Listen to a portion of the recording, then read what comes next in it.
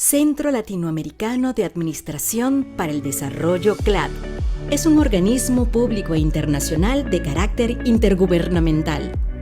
Su creación en 1972 fue respaldada por la Asamblea General de las Naciones Unidas con la idea de establecer una entidad regional que tuviera como eje de su actividad la modernización de las administraciones públicas, un factor estratégico en el proceso de desarrollo económico y social. Actualmente, el ministro de Administración Pública de la República Dominicana, Darío Castillo Lugo, es el presidente del Consejo Directivo del CLAD. El Centro Latinoamericano de Administración para el Desarrollo, CLAD, es un organismo internacional cuyo objetivo esencial es mejorar el servicio público que las administraciones iberoamericanas prestan a los ciudadanos. Con este fin, trabajamos en el CLAD cada día desde 1972. Centro Latinoamericano de Administración para el Desarrollo CLAD, por la reforma, modernización e innovación del Estado y la administración pública.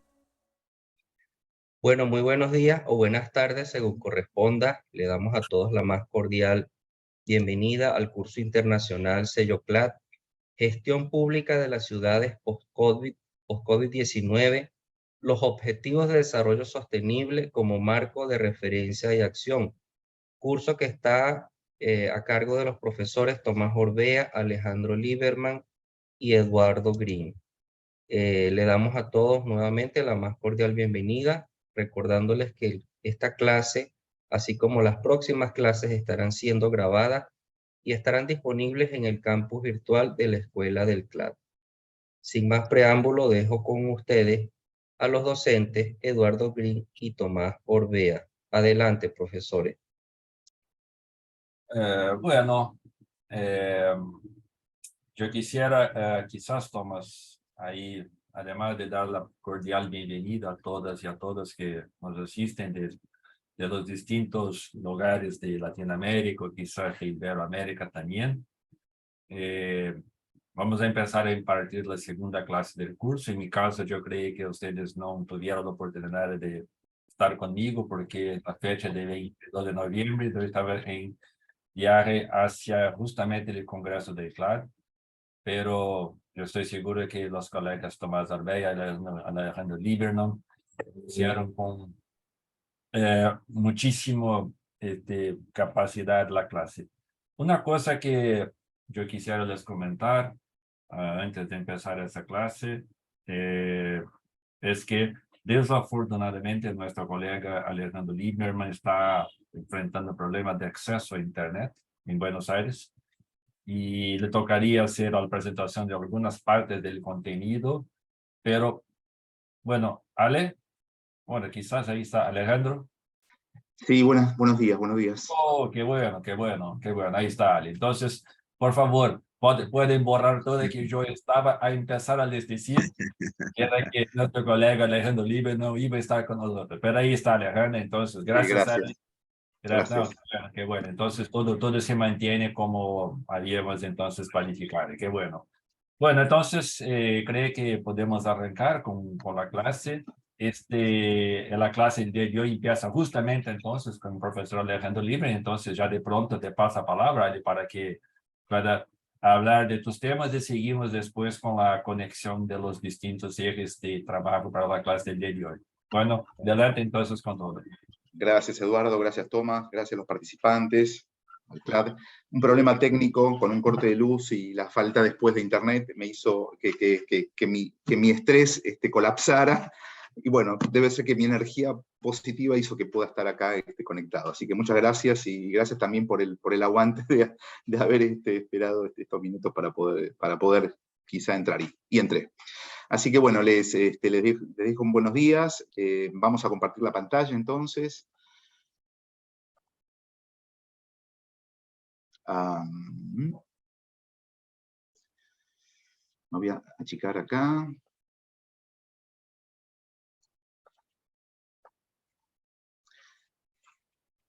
Pueden ver, ¿no?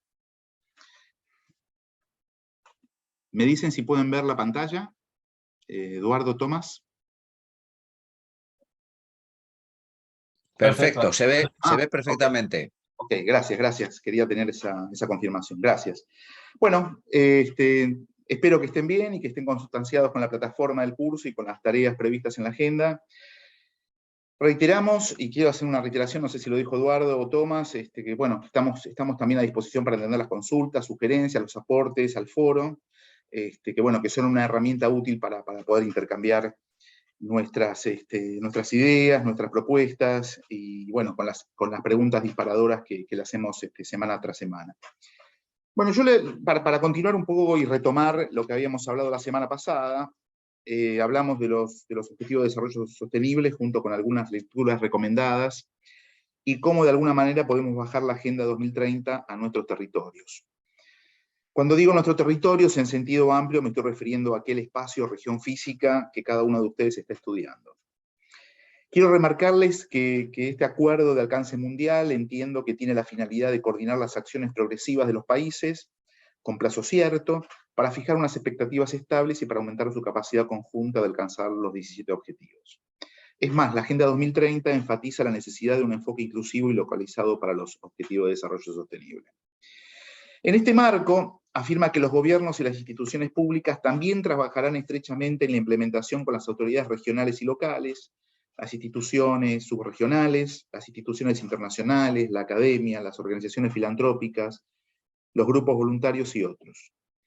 Tengan en cuenta también que la localización se describe como el proceso de definir, implementar y monitorear estrategias a nivel local para lograr los objetivos y metas de desarrollo sostenible a nivel mundial, nacional y subnacional. Más específicamente, incluye el proceso de tener en cuenta los aspectos subnacionales en contextos en el logro de la Agenda 2030, desde el establecimiento de metas y objetivos, hasta la determinación de los medios de implementación y el uso de indicadores para medir y monitorear el progreso. Por eso la Agenda 2030 nos debe servir de marco de referencia, como un molde y un dique de contención para acomodar el trabajo en los territorios bajo análisis. Muy bien, esto no quería dejar de mencionar esto, y ahora sí, pasamos al análisis FODA o DAFO, que bueno, tienen el mismo significado, ¿no? Solamente cambia el orden de las letras. Bueno, dicho lo anterior, para avanzar con los temas previstos en esta clase, me quiero detener en una de las cuestiones que debemos tener en cuenta para desarrollar el análisis DAFO de nuestro territorio seleccionado. En definitiva, nuestro diagnóstico podemos compararlo con una ocultación que realiza un médico clínico a un paciente. Es decir, con la apoyatura que le brindan nuestros antecedentes y análisis del laboratorio sobre nuestro cuerpo, y la expertise del médico se logra dar con los resultados de nuestro presente. Es decir, la ciudad del presente requirió de nuestro atento análisis para llegar a ofrecer un diagnóstico veraz y completo sobre el territorio. Y aquí hay dos tipos de análisis y 4 variables. Por un lado, la matriz que utilizamos es la llamada DAFO o FODA, es decir, fortalezas, oportunidades, debilidades y amenazas, que criteriosa y justificadamente encontramos en nuestro territorio. En resumen, el análisis DAFO es una herramienta de planificación estratégica diseñada para realizar un análisis interno, que eso tiene que ver con las fortalezas y debilidades, y el análisis externo, que tiene que ver con las oportunidades y amenazas, en nuestro caso bajo estudio. Entonces contamos con 2 niveles de análisis, el interno y el externo, y 4 variables contenidas en aquellos llamados DAFO. Para nosotros resulta de suma importancia ser un observador o ser observadores meticulosos. Es decir, debemos parecernos, ya lo dije, a un médico clínico obsesivo, que puede abarcar conscientemente todos los aspectos más relevantes y vinculados al territorio elegido para el trabajo práctico y que merecen ser incorporados en los cuadros o en los cuadrantes FODA. Esto sería la radiografía expandida. Aquí entonces quiero exponerles brevemente los conceptos más usuales de las 4 variables de análisis, para que ustedes las tengan en cuenta dentro de su trabajo. Por un lado, las fortalezas son los atributos o destrezas que un municipio o territorio contiene para alcanzar los objetivos deseados. En conceptos de debilidades podemos encontrar, o aspectos a mejorar, viendo el vaso medio lleno, tiene que ver con lo que es perjudicial o factores desfavorables para la ejecución del objetivo. Las oportunidades se relacionan con las condiciones externas, o sea, lo que está a la vista para todos o la popularidad y competitividad que tenga el municipio y o territorio, y sean útiles para alcanzar el objetivo y que sirven en muchos casos para tenerlas en cuenta para establecer políticas anticíclicas o de prevención. Con respecto a las amenazas, aplica a lo perjudicial, lo que amenaza la supervivencia del municipio, del territorio, que se encuentran externamente, las cuales pudieran convertirse en oportunidades también para alcanzar el objetivo deseado. Bueno, veamos el desarrollo de la matriz. Por un lado, la información de las fortalezas y las debilidades tienen que ver con crear una lista de fortalezas actuales del territorio y una lista de las debilidades o aspectos a mejorar actuales. Por otro lado, la información de las oportunidades y amenazas tiene que ver con crear una lista actuales de las oportunidades a futuro y crear también una lista actuales de las amenazas reales en el futuro. Las listas deben contener información real y actual con los puntos bien especificados y explicados sencillamente. Luego, los 4 elementos deben ser evaluados por el equipo, en este caso gerencial, del municipio. ¿Y para qué se hace esto? Por un lado, para evaluar las estrategias o procedimientos a seguir, y por otro lado, para elaborar el plan de trabajo o el plan de acción. Por eso, seguidamente viene el paso de la ejecución. Al identificar y evaluar los resultados TAFO o FODA, el área del municipio elegido será el encargado para desarrollar las estrategias necesarias, sea en el corto, mediano o el largo plazo. Eso obviamente tiene que estar identificado por ustedes, ¿verdad? Piensen que el resultado de hacer un buen diagnóstico de vuestros territorios redundará en beneficios tanto para el momento de hacer la planificación estratégica, como para el plan de acción y como insumo para los tomadores de decisiones. Ahora les quiero mostrar un pequeño video que tiene que ver con lo que nosotros identificamos hace unos años para el Plan Estratégico Económico y de Desarrollo Económico en la Ciudad de Buenos Aires.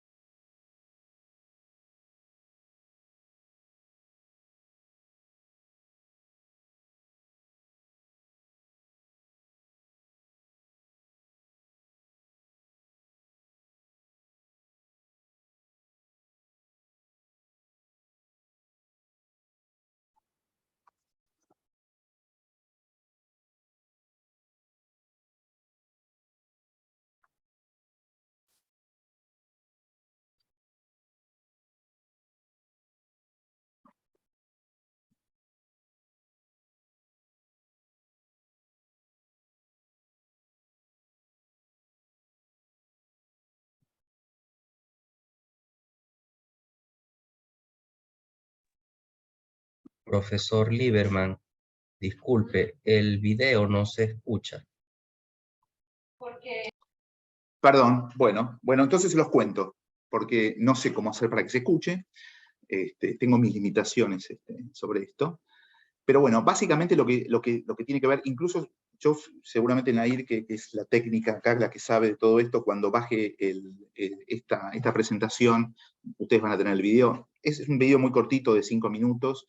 Lo que yo quería acá mostrarles era cómo la participación de la sociedad civil en un plan estratégico comenzó justamente en una reunión interdimensional con organizaciones justamente de la sociedad civil para confeccionar el diagnóstico, esto que estamos estudiando nosotros en este momento. Así que era simplemente para que ustedes vean en el campo o en la realidad cómo nos organizamos en mesas de participación con distintos tópicos para justamente preparar el análisis DAFO, y que eso después se reflejó en una pizarra que está acá en el video, donde se colocaban las ideas, digamos, consensuadas en las mesas para justamente preparar este análisis DAFO, así que esta matriz. Así que era solo eso, era simplemente para que ustedes lo vean, así que avanzamos con esto.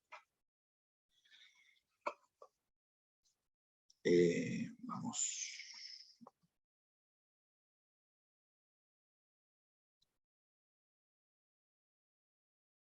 Bueno, vamos entonces Eso se los dejo pendiente para que Nair después se incorpore, cuando incorpore el video en la plataforma, ustedes lo puedan ver si quieren, esos 5 minutitos o un poquito menos del video.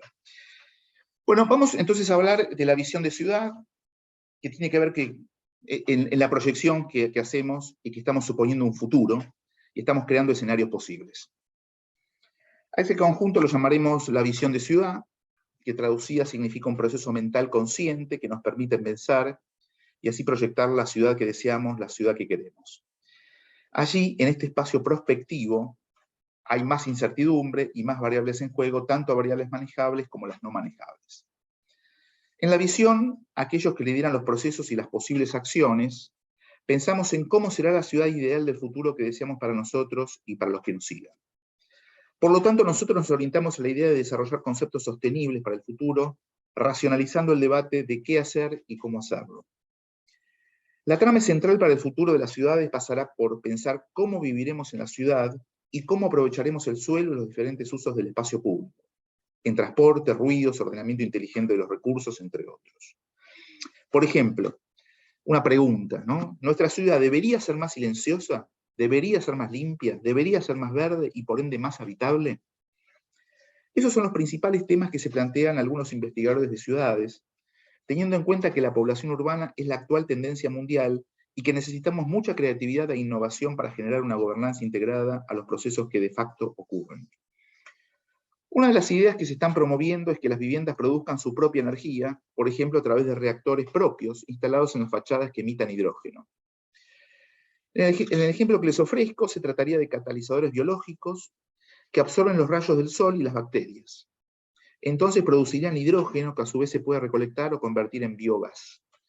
Todo esto se puede utilizar como calefacción o para generar energía, electricidad, etc. Podría ser un proyecto con mucho potencial. También los techos se podrían aprovechar mejor, por ejemplo, se podrían tornar en jardines, o incluso sería factible utilizar su superficie para agricultura, y así se ahorrarían espacios y largos recorridos para el transporte, los costes y la intermediación.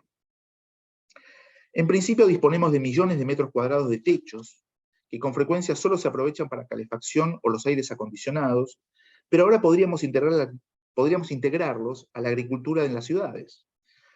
Bueno, por favor, esto no crean que es una locura, sino que está pensado y se está utilizando ya estas ideas que les estoy planteando. Hay muchos proyectos sobre este tema en la actualidad. Y la idea se centra en tratar de determinar cómo integrar en un espacio reducido aspectos como la agricultura, incluso la ganadería, el clima, el abastecimiento o el suministro en las ciudades. Tenemos en cuenta y tenemos en nuestras ciudades muchos problemas que resolver, y sobre todo en la ciudad del mañana. Seguramente estarán de acuerdo conmigo que todos los días nos encontramos con los problemas de embotellamiento de tráfico, o abastecimiento energético demasiado caro, o electricidad discontinua, como me pasó hoy a mí, o noticias sobre el desempleo, o alguna noticia sobre crímenes y castigos, seguramente. Coincidirán conmigo también que los problemas son muy distintos en el mundo y en cada uno de los territorios. Y cada uno de nosotros tiene al menos en mente una decena de ellos. Pero en la ciudad del futuro, tal como la imaginan los científicos, mucho menos los políticos, los vehículos limpiarán la atmósfera y la energía se utilizará de forma más eficiente. Seguramente queremos una ciudad con todos los elementos importantes para la calidad de vida, pero además que sean asequibles para que todo el mundo pueda beneficiarse de ellos. Esto que digo aún parece distante, pero a medida que se implementan las ideas de los investigadores y fabricantes de ciudades, como ustedes, podría hacerse realidad en poco tiempo. Pues bien, consideren esto de la visión y los escenarios posibles, porque supongo que aquí también tienen la posibilidad de volar un poco, de imaginar por qué Andarivel circularán sus sueños. Bueno, un poco esta planeación estratégica a través de un chiste, ¿no? Cuando ahí supongo el gerente o algún jefe de operaciones o un cráneo, está explicando un plan que parece que nadie entiende demasiado, ¿no? Que es muy complejo.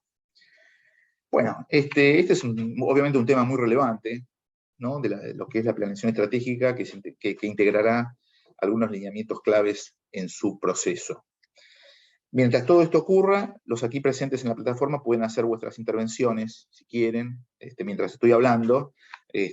Seguramente va a ser interesante también tenerlas en cuenta, a través del chat que está ahí incorporado en la plataforma.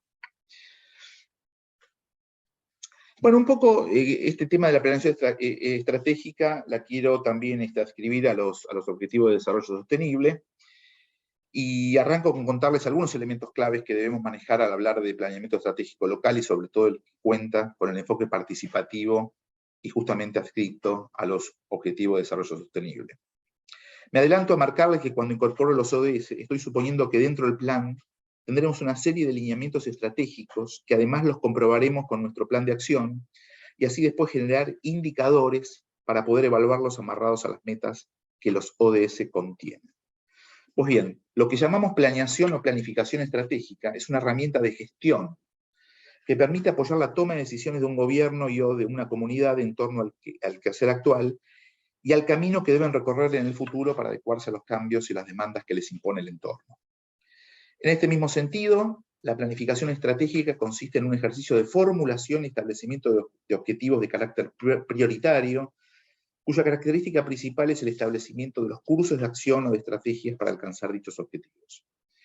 Desde esta perspectiva, la planeación estratégica es una herramienta clave para la toma de decisiones, para nuestro caso, del territorio por nosotros elegido.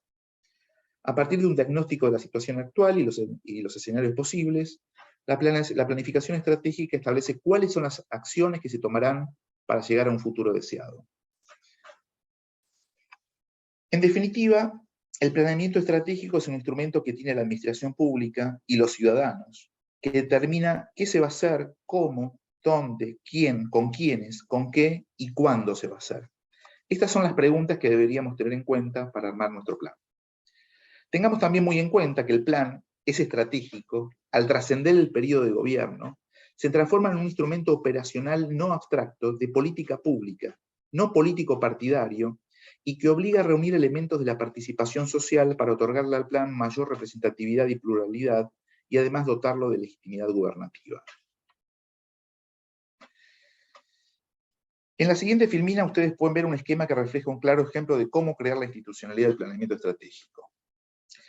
Bajo este esquema, el contenido del proceso de planeación se puede dividir en 4 etapas concretas, que son el diagnóstico, la planeación propiamente dicha, la gestión y la evaluación y seguimiento.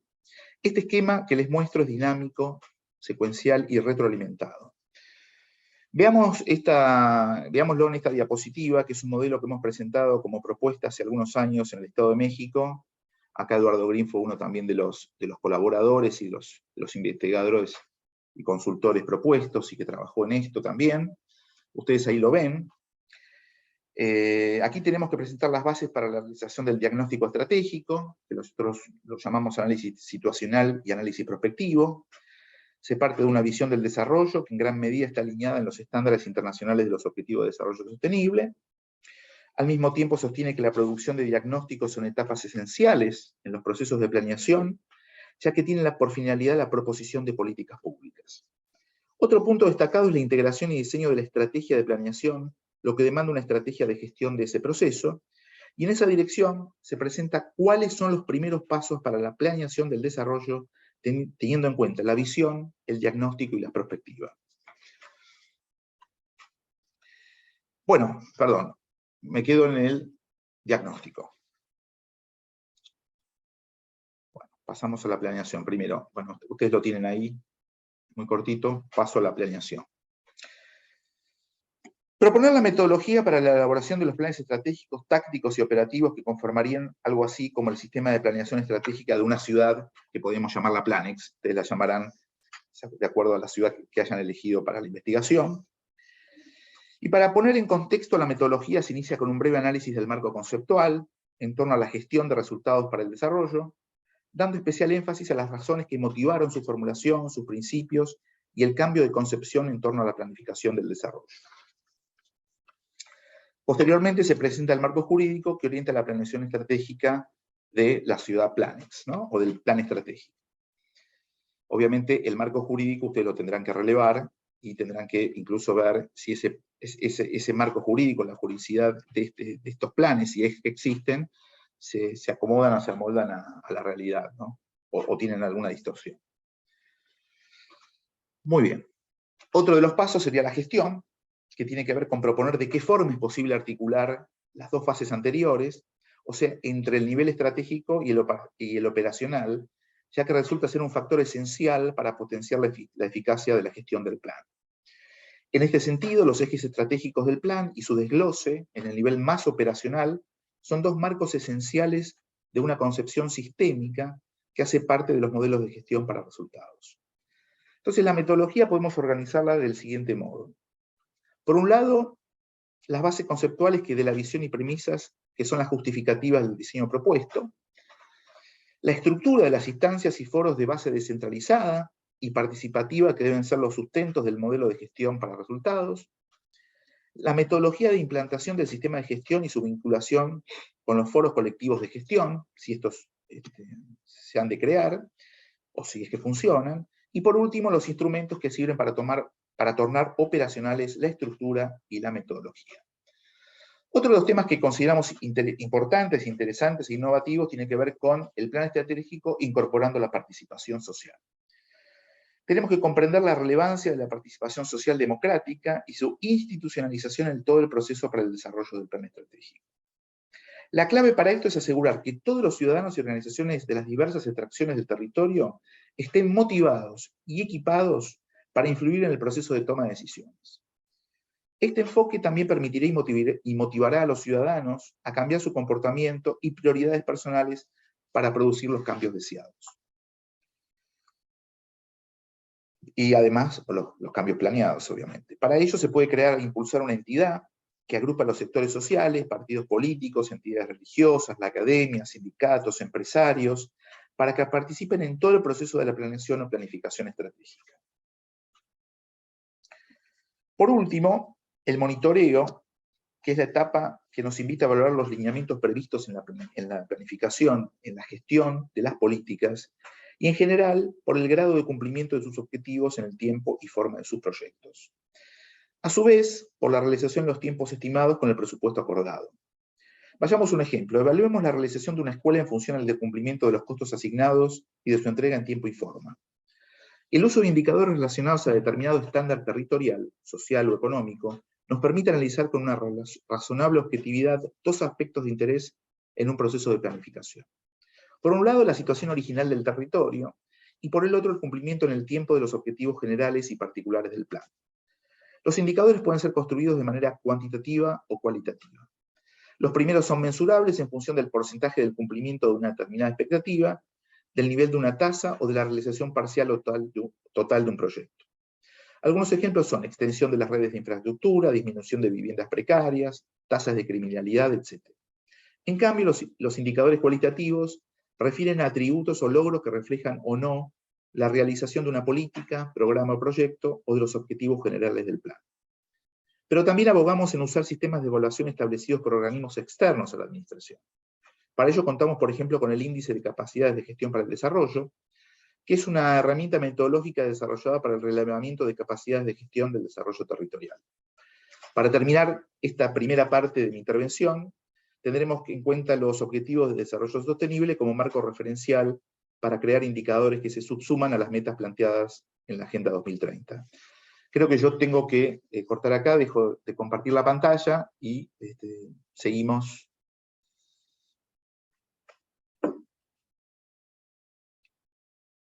Y continuamos. Ale, ¿todo bien? Perfecto. No, corté porque creo que ahora creo que tenés que avanzar tú, Eduardo. Perfecto, eso te preguntaba entonces Sí, solo sí, todo perfecto. Sí, sí, para sí. presentar mis Sí, filminas cómo no.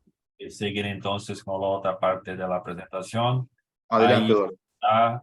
Bueno, todos ustedes están pudiendo mirar las filminas, ¿bien? Perfecto. Bueno, perfecto, le voy a poner modo de presentación. Bueno, muy rápidamente, solo como yo no estaba en la otra clase, me presentar. Yo hablo desde Brasil, São Paulo. Yo soy profesor investigador de la Fundación Getúlio Vargas, acá de Brasil, en las áreas de gobierno local, relaciones intergubernamentales y temas que tienen que ver con la gestión de ciudades y del federalismo de manera muy general. Eso para no tomarles tiempo, claro.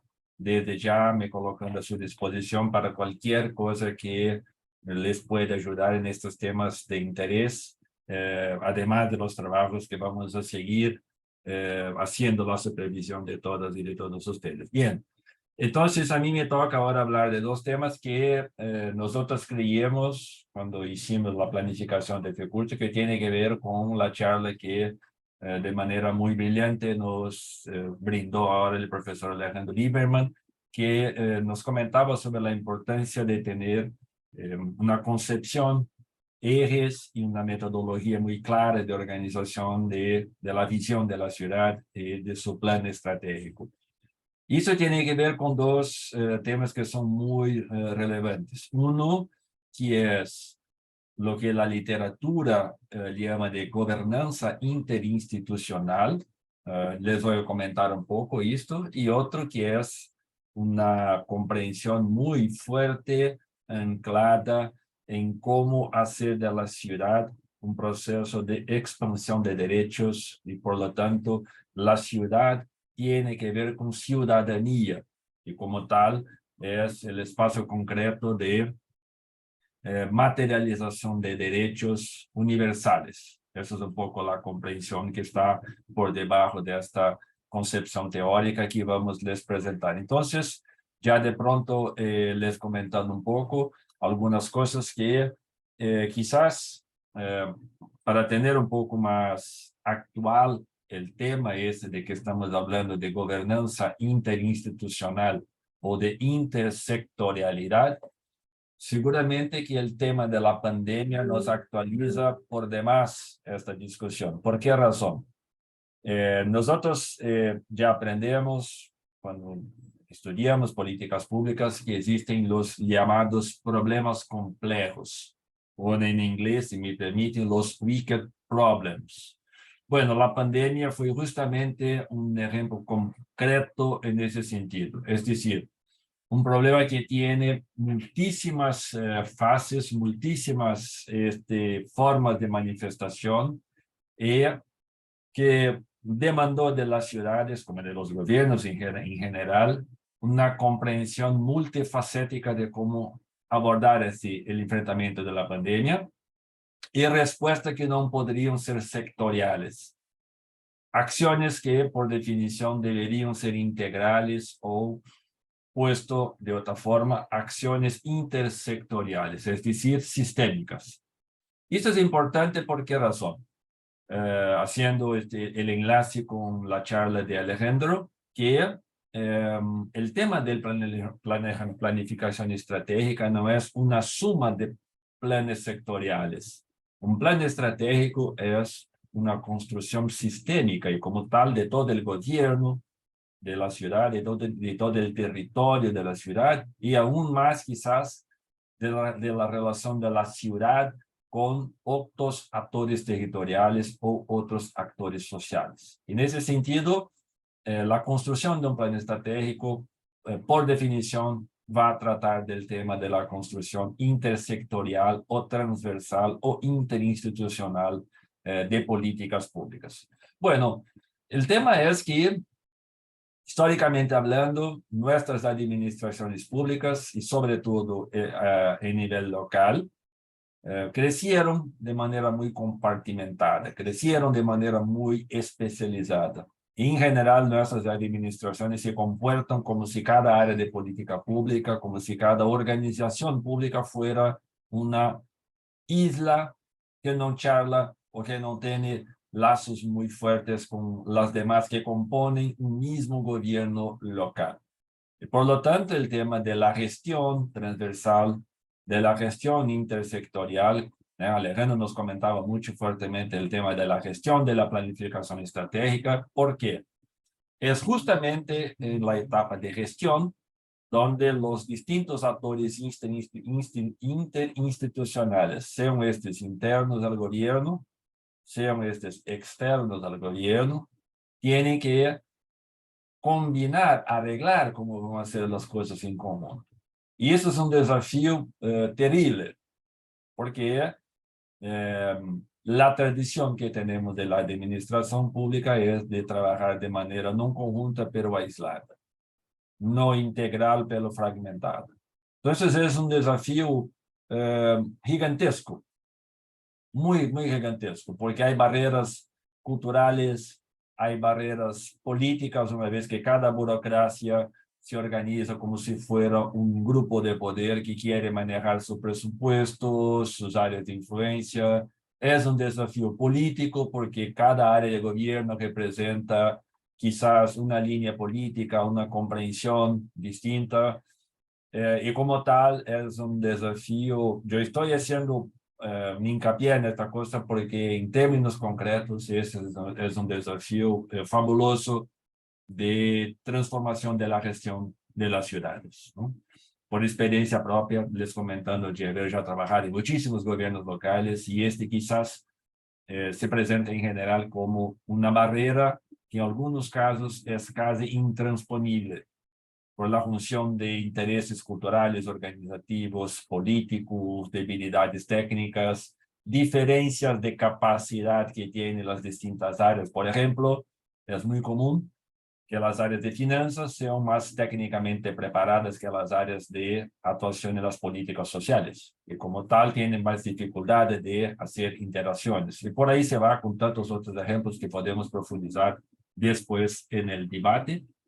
El otro tema importante es que una respuesta, a mi juicio, equivocada de cómo lidiar con este proceso es, bueno, si el Estado es engorroso, si el Estado es caro, si el poder público es ineficiente, no hay problema. Si lo organizamos como si fuera una empresa, nosotros ahí en este caso quebramos los enlaces burocráticos y la cosa va a funcionar con la misma eficiencia que tiene la iniciativa privada. Bueno, eso es una tontería. Estos cambios propuestos bajo este signo llamado neoliberal o algo por ahí generaron muchísima más confusión, porque el tema no es hacer el Estado más pequeño, o, por ejemplo, haciendo, bueno, si la administración pública tiene como 1, 2, 3, 4, 5 niveles, vamos entonces a hacer un corte para hacer 2 niveles y ahí se va a funcionar mejor. Si la organización pública de la ciudad tiene como 15 órganos públicos, vamos a hacer un corte para tener 5 o 6 y por lo tanto va a funcionar mejor. Estas cosas no funcionan así, porque hay distintas áreas de política pública que deben manejar personas, presupuestos, distintos intereses, y por lo tanto la respuesta de un Estado más empresarial no es suficiente y en general es poco eficaz para lidiar con el desafío de la intersectorialidad. Así que los temas que son importantes en este campo de actuación de los gobiernos locales es la pregunta de, bueno, ¿hasta dónde sus áreas de organización están de hecho orientadas al ciudadano o no? Entonces no importa el número de áreas, no importa cuántos niveles tienen. No importa saber si la calidad de servicios pactados está yendo bien, si hay cartas de compromiso de los gobiernos con los ciudadanos, por ejemplo, manejan indicadores, como hablaba Alejandro. Los indicadores de planificación estratégica tienen que ver con objetivos que proponen los gobiernos a la gente que vive en la ciudad. Si la gente puede participar en la gestión, ejerciendo su control social, de qué manera se articulan y se concretan alianzas multinivel con espacios jurisdiccionales distintos que pueden ser, por ejemplo, arreglos de cooperación intermunicipal, y de qué manera se puede tener distintos vínculos relacionales, es decir, hasta qué punto el gobierno establece lazos de cooperación con otros actores sociales en el sentido de fortalecer un gobierno que sea más abierto, o que sea un gobierno más organizado en red. Estas cosas todas tienen que ver con opciones políticas. Estas cosas todas tienen que ver con visiones políticas. De gobiernos que pueden ser más abiertos en términos del reparto de poder con otros actores, o gobiernos que sean más centralizados y por lo tanto poco asequibles a hacer la división de poder con otros actores. Estas son cosas muy relevantes que ustedes deben tener en cuenta cuando van a hacer sus propuestas de intervención en las ciudades, ¿eh? Sobre todo porque hay que identificar en cada ciudad, en su diagnóstico, cuáles son las características del juego político y del juego de las políticas públicas y el juego administrativo para que se proponga formas reales y factibles de gestión intersectorial. Bueno, este tema tiene que enfrentar cosas tales como, por ejemplo, cuál es la división de trabajo entre los distintos órganos, porque hay que saber lo que hace cada órgano para saber cómo se puede manejar su acercamiento y una construcción intersectorial. Un ejemplo que les doy acá desde Brasil. Todos deben haber ya escuchado algo del problema llamado Beca Familia o Bolsa Familia en portugués. Este es un problema que por definición solo puede funcionar bien si hay la interactuación de las áreas de asistencia social, educación y salud. Entonces, si no se maneja bien la división de trabajo entre los distintos órganos, no se puede tener una buena construcción intersectorial. Hay también las reglas de políticas emanadas de distintas formas, es decir, un órgano piensa una política con determinadas reglas que no es lo mismo de la otra, y por lo tanto hay que hacer cruces para ver las posibilidades de intercambio. Cada estructura pública tiene sus propias organizaciones burocráticas, lógicas de organización racional, distintas culturas, conocimientos profesionales, que también es un desafío muy grande para pensar la gestión intersectorial. Cada órgano puede tener distintos códigos de acción o regímenes laborales que no son los mismos. Cada órgano puede tener distintas formas de conducción de comando y jerarquía, y como tal tiene que también hacer identificar las posibilidades de acercamiento. Es por eso que la intersectorialidad es una de las metas más mencionadas en la gestión pública. Es decir, hacer el proceso de cooperación horizontal, de la gestión transversal y de la coordinación de políticas en los gobiernos locales es seguramente uno de los temas más desafiantes del cambio que nuestros gobiernos locales tienen que enfrentar. Estoy seguro de esto, les comentando, no solamente apoyar la literatura, pero también con experiencias muy concretas de trabajar en gobiernos locales. Ese es un desafío muy significativo que les estimulo desde ya para que tengan en cuenta en sus propuestas de trabajo que van a implementar en sus ciudades. Bueno, siguiendo un poco, la intersectorialidad en políticas públicas es una acción conjunta y de carácter sinérgico, por definición, entre distintos actores gubernamentales y también no gubernamentales, ¿no? Una vez que, cuando estamos hablando de gobierno, no estamos solamente hablando de la administración pública, pero también de la posibilidad de involucrar a otros actores sociales. La respuesta a problemas cuya solución atañe a las partes involucradas y donde ninguna de ellas sola tiene la respuesta a un problema. Por eso que empecé les comentando, dando ejemplo de la pandemia. Imaginen los gobiernos locales tratando de la pandemia con cada órgano haciendo una cosa en una dirección distinta de la otra. De los gobiernos manejando las cosas en que los ciudadanos podrían saber lo que pasa. Entonces, eso sería justamente el malo ejemplo de cómo lidiar con la intersectorialidad dentro de una situación que solo podría ser enfrentada con más intersectorialidad, no con menos intersectorialidad. Y puede ocurrir que la acción es conjunta porque se trabaja sobre una misma población, es decir, todos los gobiernos trabajan sobre el mismo territorio, atienden la misma población, y para los ciudadanos no importa. Bueno, que hay el área de salud, de educación, por supuesto hay servicios de salud y educación, no importa si el gobierno lo trata de manera conjunta. Por eso que comprender el ciudadano, no como si fuera compartido entre distintos sectores de política pública, ver un ciudadano integral es un eje importante de construcción de la intersectorialidad, ¿no?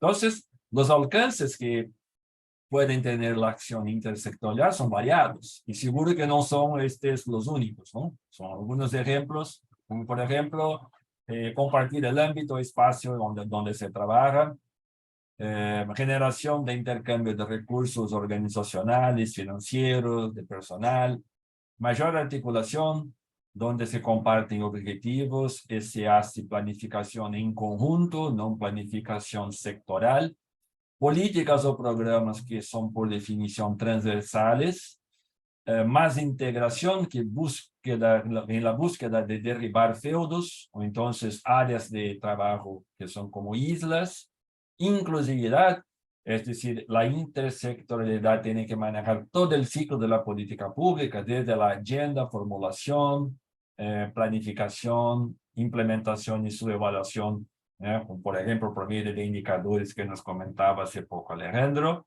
y también la posibilidad de mancomunidades para compartir con otros actores territoriales recursos, responsabilidades y acciones por medio de acuerdos, sean estos cuales fueran. Son ejemplos de cómo lidiar o manejar o los desafíos que están presentes en este tema de la intersectorialidad. La acción intersectorial, por lo tanto, supone un mínimo de coordinación, en este caso una coordinación que es intersectorial por definición, y la existencia de cierto grado de certidumbre sobre los beneficios de la articulación. Es decir, todo el proceso de construcción intersectorial tiene el desafío de lo que llamamos nosotros de la transacción de costos. Es decir, eso toma tiempo, eso requiere arreglos, eso requiere convencimiento, requiere muchas charlas, reuniones, hasta que se críe, por lo tanto, una comprensión de que los beneficios son superiores a los costos que tiene la implantación de arreglos de gestión intersectorial.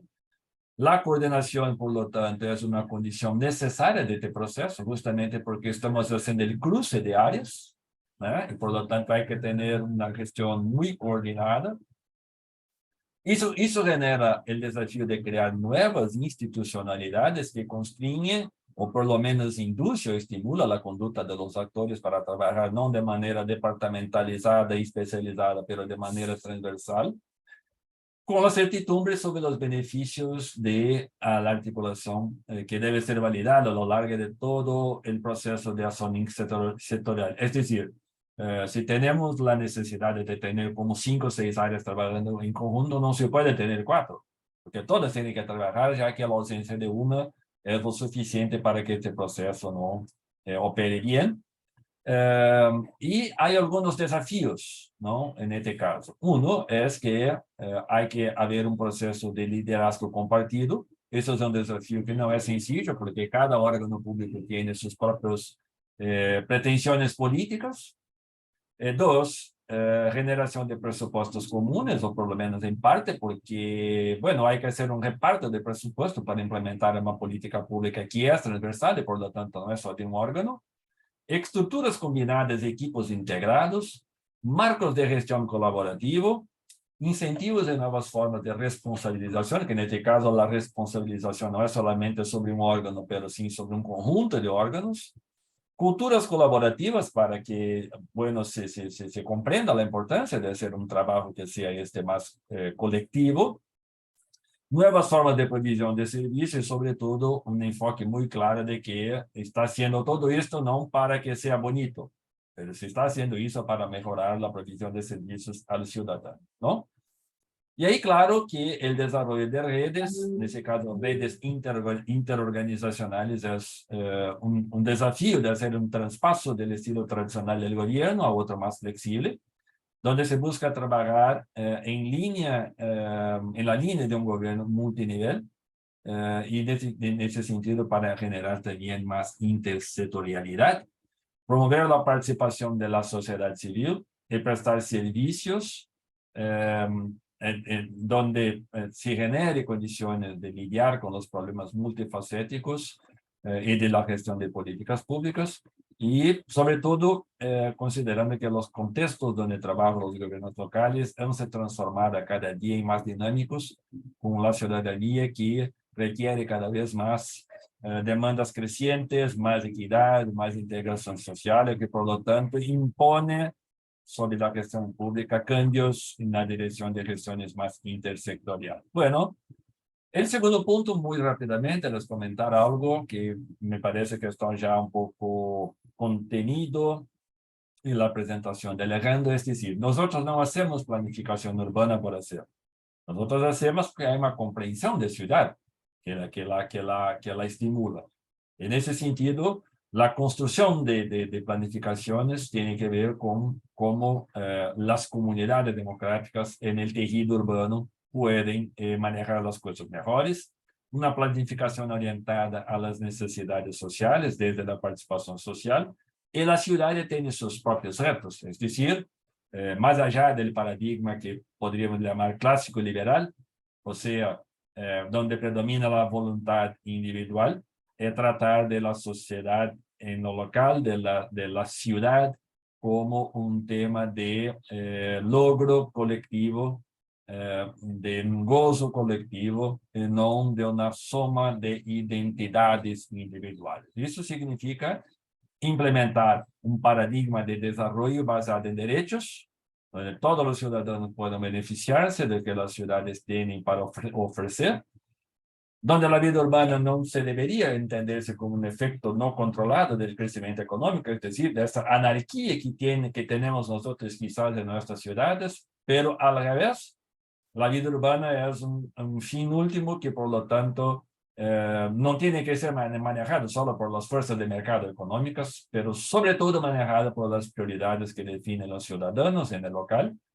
como forma de contrarrestar la exclusión social, impedir la hiperespecialización territorial y más allá de convivir con las desigualdades de todas las formas, sobre todo cuando son priorizadas por las fuerzas económicas del mercado, hacer justamente lo opuesto, que es ampliar las posibilidades de igualdad para los ciudadanos en el territorio por un proceso de reinvención de la política, es decir, la política como forma de involucramiento de la ciudadanía y de una otra concepción cultural de ciudad donde los ciudadanos sean la parte más importante de su razón de existencia. Por lo tanto, se trata en este caso de una posibilidad de ciudad que tiene mucho que ver con los ODS que estamos tratando en este curso, de un derecho a una vida urbana renovada y una ciudad con el goce de derechos en los contextos urbanos, en línea con el documento ese del año 2016 de ONU Habitat,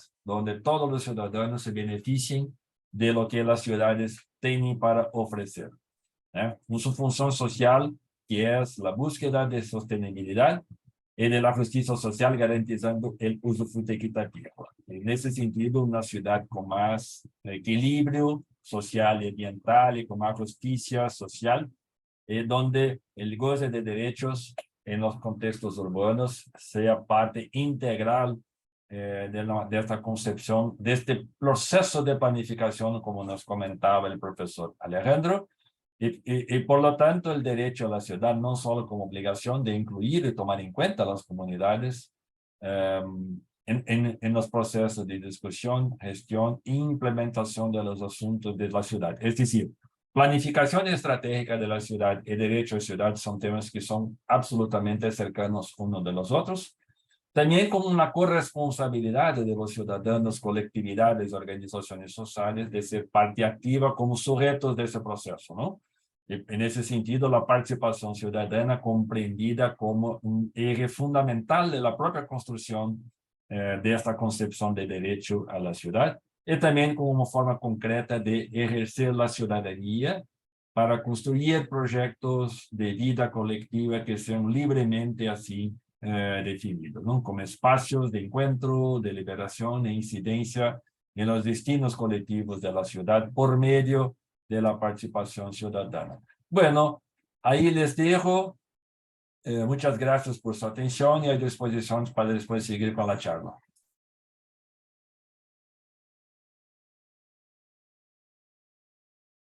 Ahora les paso la palabra al profesor Tomás Orbea. O Alejandro Lieberman, ¿no?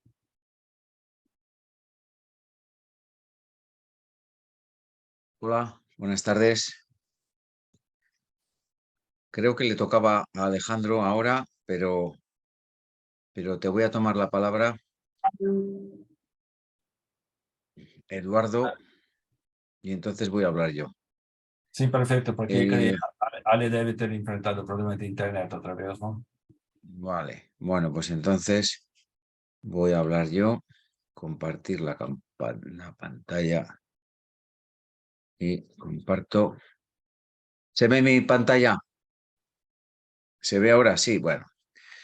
Buenas tardes y gracias a los profesores Alejandro Lieberman y a Eduardo.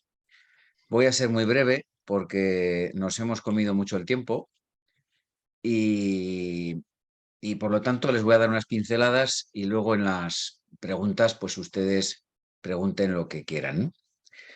Yo voy a hablar ahora rápidamente de gestión política y proyectos de largo plazo y vamos a hacer un pequeño repaso a lo que significa esto. Nosotros tenemos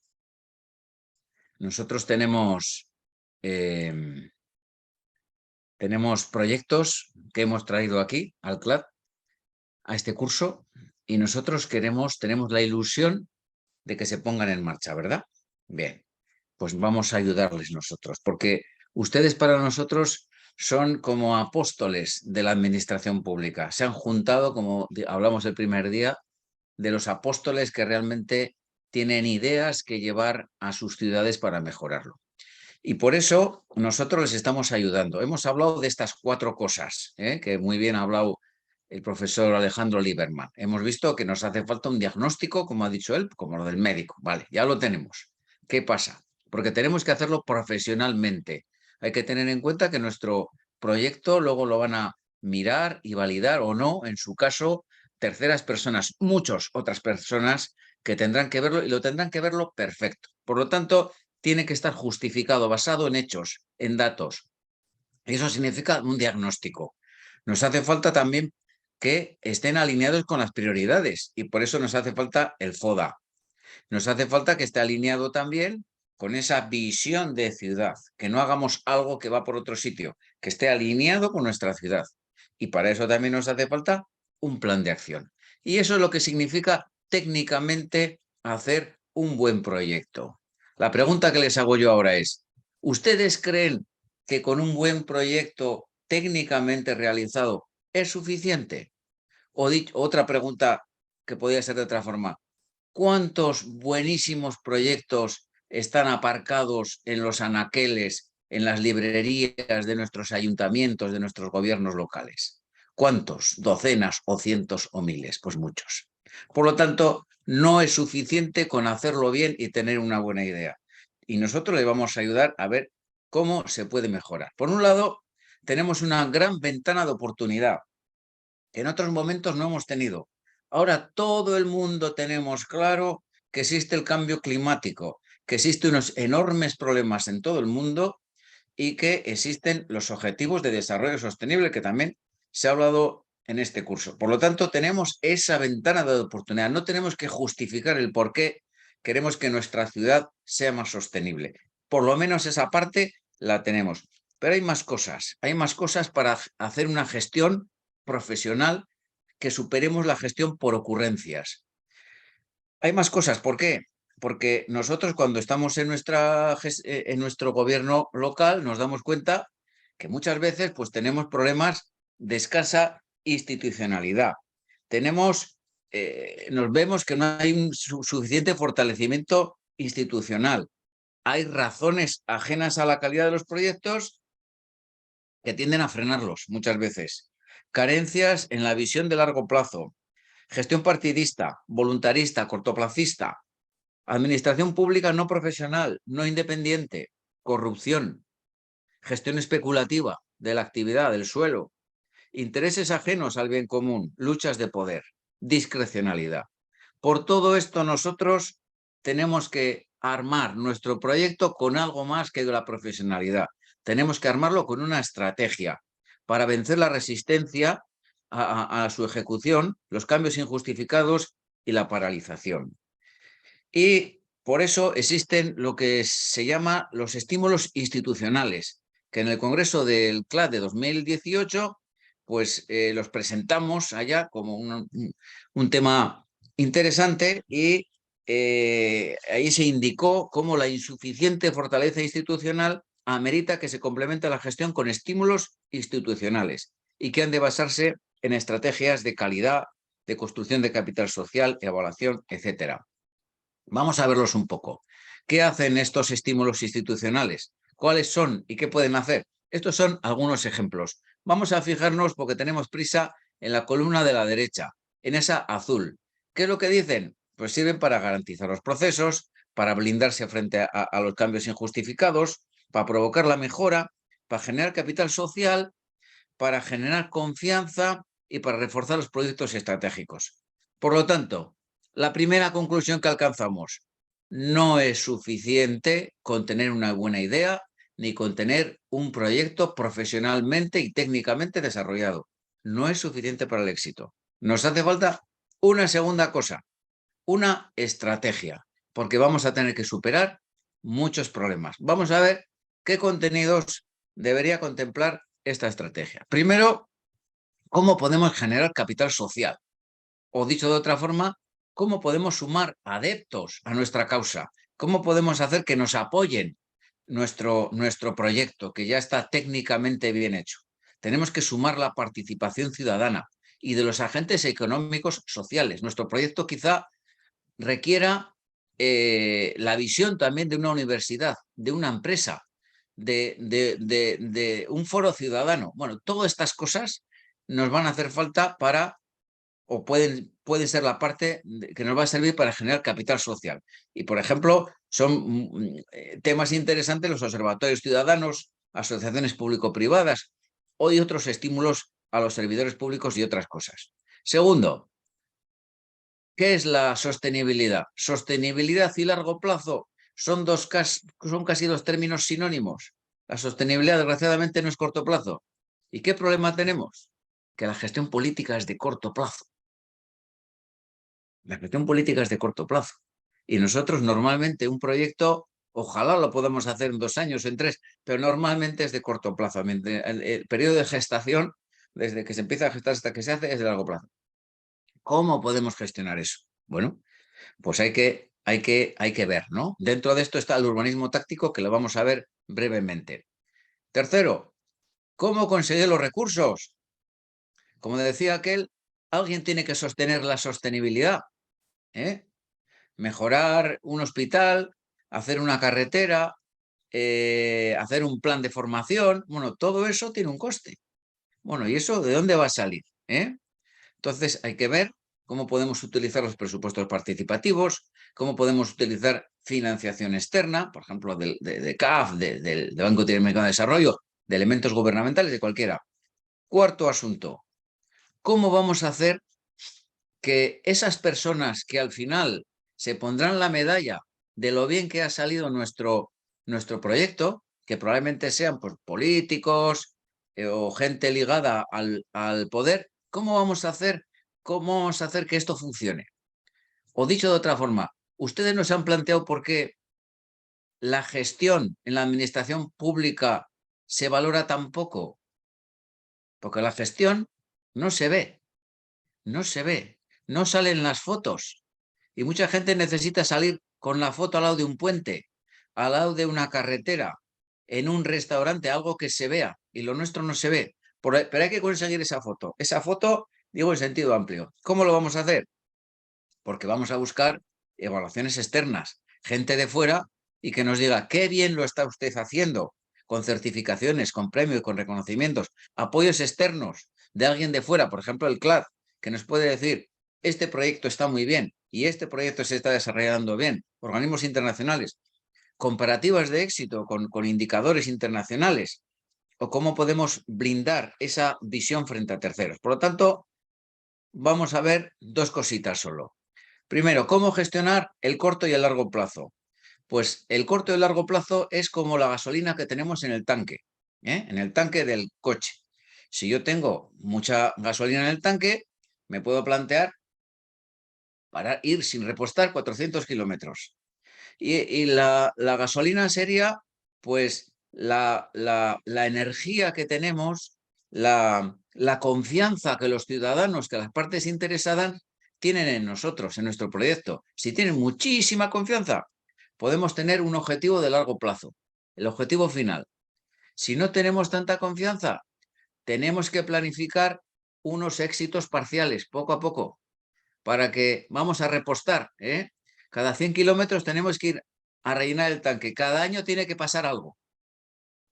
Tiene que pasar algo. Yo me acuerdo, aquí hay un aquí hay un experto español en Burgos que está haciendo excavaciones de la antigüedad, del hombre de Cromañón, etcétera, etcétera. A mí me hace mucha gracia porque todos los veranos encuentra algo que realmente es único en el mundo. Yo me pregunto, ¿cómo es posible que este hombre siempre encuentra en verano algo que es único en el mundo y sale en la televisión? ¿Por qué? Porque lo tiene planificado. Lo tiene planificado porque vive de los recursos públicos y lo hace muy bien. Y y está haciendo funcionar su asunto, ¿no? Bien. Entonces, ¿el urbanismo táctico qué es? Pues es parte de esa necesidad de que en el corto plazo tenemos que encontrar cosas que nos interesen. Por ejemplo, me voy a fijar lo que hizo Jaime Lerner, el alcalde que tuvo Curitiba, una ciudad de Brasil, en el cual la cambió. Por ejemplo, un viernes a última hora de la semana, pues se fue allí con todos los obreros, estuvieron trabajando 48 horas sin parar y para el lunes a la mañana ya tenía preparado todo el cambio del centro de la ciudad, ¿no? Y lo hizo así para que le impidieran el tenerlo que parar, ¿no? Esa acupuntura urbana, pues por ejemplo, se ha hecho y se está haciendo en muchos países. Por ejemplo, esto es el Paseo Banderas en Santiago de Chile u otras cosas, ¿no? Entonces, como decía Jaime Lerner, que poner un museo en una zona degradada, ajardinar una plaza, se puede hacer rápidamente y tiene otras muchas ideas que no me paro porque no tenemos tiempo. Otra de las cosas que hizo fue el BRT, el Bus Rapid Transit, no tenía dinero para hacer un metro, un metro que es 100 veces más caro que el bus Rapid Transit y puso esto y hoy en día lleva 20.000 pasajeros por hora, que son más de los que se llevan en Nueva York. El caso de Bilbao también, esto es la Alhóndiga. Yo vivía aquí al lado de este edificio, bueno, pues de ser una antigua almacén de vinos, cómo se ha reconvertido, etcétera, ¿no? Y les voy a hablar de una cosa muy rápidamente que tenía ganas de comentarles hoy, de los clúster, porque creo que es una herramienta muy importante, es una herramienta de mejora de la gobernanza, sirve para la toma de decisiones, mejora la economía, es cada vez más utilizado en Latinoamérica, deja poco espacio para las ocurrencias y hace realidad eso de el 1 más 1 igual a 3. Y también se lo comento porque donde yo vivo, en el País Vasco, pues ha tenido un éxito radical.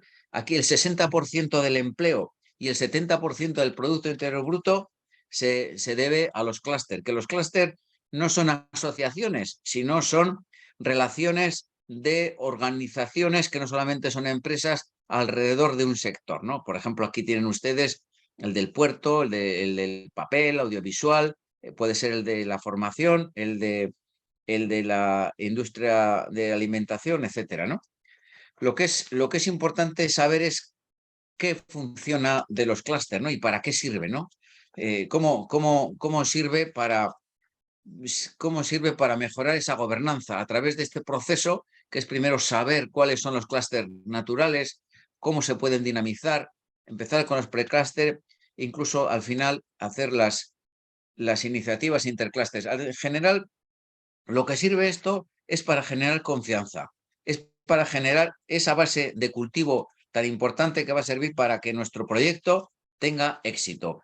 Y esto es importante porque los clústeres generan capital social, es decir, entornos de confianza, generan conductas que hacen más fácil esa coordinación y la cooperación para el beneficio mutuo, ¿no? Además, con todo esto mejoran el nivel de madurez de la sociedad. Un ejemplo, mire, esto es lo que se hizo aquí en el País Vasco con el vehículo eléctrico. Este mes, la fábrica que tenemos aquí en Vitoria de Mercedes, los que fabrican las furgonetas, acaba de anunciar que esta fábrica va a estar otros 20 años porque ha decidido poner la furgoneta eléctrica, la fabricación aquí. Y esto es otra cosa muy importante. Esto es una planilla de la reunión que cada 6 meses se tiene el gobierno local con los clústeres, es decir, con ese 60% del empleo, con universidades ligadas a ello, con aspectos de movilidad, con aspectos del puerto, con aspectos de policía local, con todo ello y se gestiona. Eso es una gobernanza magnífica.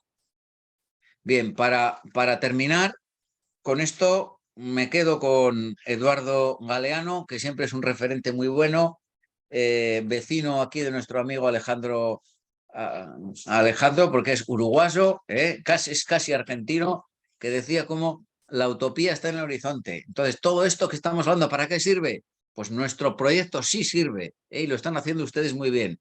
La utopía está en el horizonte, camino 2 pasos, ella se aleja 2 pasos, y el horizonte se corre otros 10 más allá. Entonces, ¿para qué sirve? Pues sirve para caminar. Y por cierto, hablando de caminar, participen en los foros, mándenos los trabajos, que les veo un poquito olvidadizos. Y sin más, le paso la palabra a Alejandro. Tienes la palabra, Alejandro. Muchas gracias. Gracias, Tomás. Si dejas de compartir, yo sigo. Sí, Ahí está, perfecto. Sí, bueno, disculpen que estoy atravesando un problema con internet y se corta y se vuelve a reconectar, así que disculpen que después de Eduardo seguía yo, pero muy bien Tomás retomó rápidamente y con éxito, y gracias Tomás por tu tiempo y tu clase. Bueno, vamos a compartir entonces la pantalla nuevamente.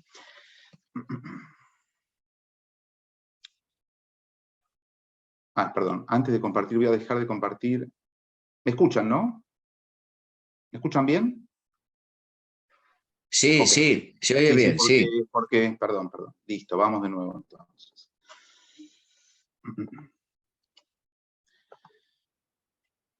Bueno, ahí vamos.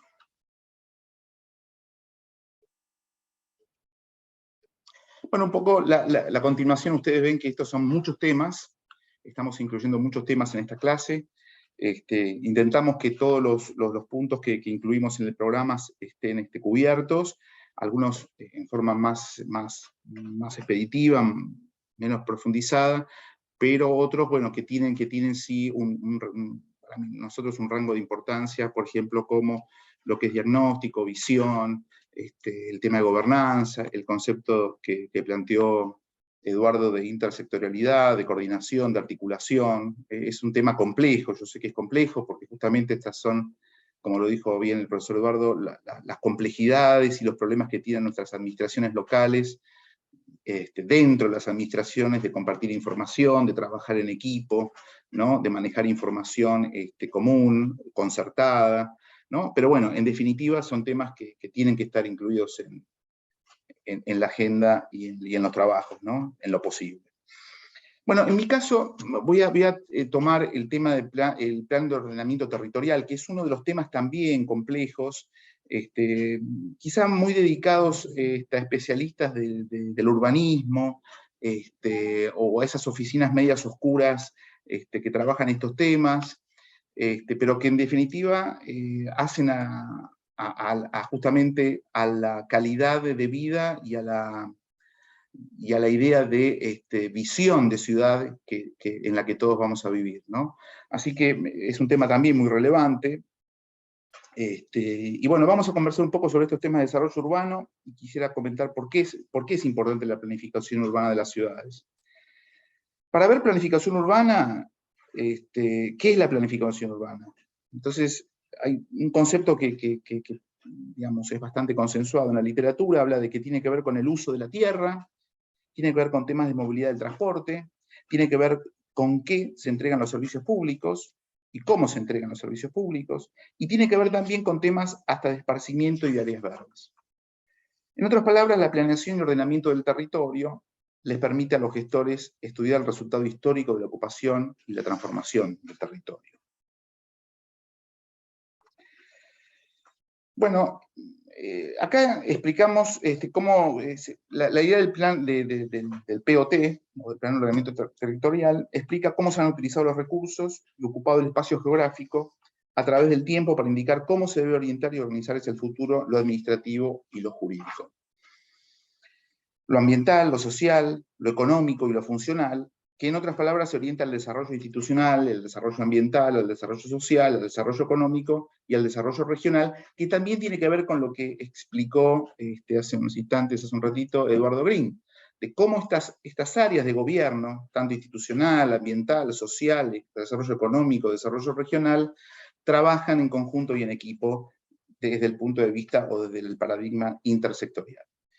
Bueno, hablando de los principios rectores del planeamiento o del plan de ordenamiento territorial, o del planeamiento de ordenamiento territorial, tenemos que tener en cuenta 4 principios rectores, en principio, ¿no? Por un lado, el participativo. Los grupos y actores sociales intervienen durante la formulación y gestión del plan, en la concertación del futuro, de sus intereses propios y colectivos, y en el seguimiento y evaluación de este. El otro tema, el competitivo, los mejores resultados, más y mejores bienes y servicios con los menores recursos. El equitativo, igualdad de oportunidades para jóvenes, adultos y ancianos, mujeres y hombres de todos los grupos sociales y sectores del territorio. Que sea sostenible, a través del uso racional de los recursos naturales y el medio ambiente, equilibrio entre lo productivo y el medio ambiente, y satisfacción de las necesidades del presente sin comprometer los recursos para futuras generaciones, como habíamos planteado en el concepto de desarrollo sostenible. Entonces, bajo este concepto, lo interesante ahora sería ver cómo se maneja la planificación urbana dentro del contexto de las ciudades, especialmente de América Latina y el Caribe. Y para ver este proceso muy rápidamente, ustedes saben que Latinoamérica es uno de las regiones donde tienen mayor población urbana, que asciende en promedio al 82% de la población, tanto de América Latina como del Caribe. Pero ¿qué pasa? Sin embargo, las ciudades de América Latina a veces no son tan bonitas como uno podría esperar, porque el 33%, por ejemplo, de la población vive en asentamientos urbanos, por lo general informales. El 37% tiene algún déficit de vivienda, sea cualitativo o cuantitativo. Y luego hay un 21% de déficit de infraestructura, de cualquier tipo de infraestructura. Y esto nos lleva a indicar entonces que la condición de las ciudades en América Latina no es necesariamente la óptima para los ciudadanos que viven en ellas. La segunda característica es la rapidez en la cual se ha llevado el proceso de la urbanización. A diferencia de países de Europa, América Latina se urbanizó 3 veces más rápido que lo que ha sucedido en Europa, y no solo es el tercer elemento importante, es que no es solamente lo más importante la gente que vive ahí, sino lo que llama la atención es la urbanización de América Latina, en que aproximadamente 75% de los habitantes de estas áreas urbanas están por debajo de la línea de la pobreza. O sea, no hablamos tanto también de la cantidad, de la densidad de población, sino también el problema de la pobreza en las áreas urbanas de América Latina y el Caribe. Entonces, ¿qué tenemos? Tenemos ciudades que han crecido muy rápido. Contamos con ciudades que básicamente tienen una población muy importante de gente, que está debajo de la línea de pobreza, como lo mencioné, y que por lo tanto tienen demandas muy fuertes por servicios básicos e infraestructura. Entonces lo que tenemos aquí es lo que se ha dado digamos, en el tiempo, es una fuerte demanda de servicios básicos, es una fuerte presión para que las ciudades sirvan a estos ciudadanos, y eso evidentemente tiene también problemas o presiones fiscales. Entonces, todo proceso de urbanización de América Latina y el Caribe evidentemente debe tomar en cuenta todos estos factores: quiénes viven ahí, a qué velocidad se están desarrollando, y si tenemos los recursos para poder satisfacer sus necesidades. Y eso tiene que ver con la planificación o planeación. Podemos preguntarnos, ¿cuáles son los principales retos para poder tener una buena planificación? Bueno, retos hay varios, pero los podemos resumir en 4. Los 4 grupos principales que ustedes ven ahí. El principal reto en este momento para la planificación urbana en América Latina, creo yo, que es el tema metropolitano. Las ciudades hace mucho tiempo desbordaron, pero muy rápidamente, desbordaron los límites del municipio, bien sea porque se unieron con otras ciudades en el fenómeno de lo que se llama la conurbación, y esto es un ejemplo claro en muchos países de Centroamérica. Entonces es imperativo en América Latina desarrollar autoridades metropolitanas de planificación o de planeación, para que no planeemos municipio por municipio, sino que podamos planear la ciudad como un todo. Porque a la hora de la verdad, un área metropolitana es un área funcional que no deberíamos dividir por partes a la hora de la planeación territorial. Entonces, este es un tema para mí importantísimo que tiene que ver con el tema metropolitano.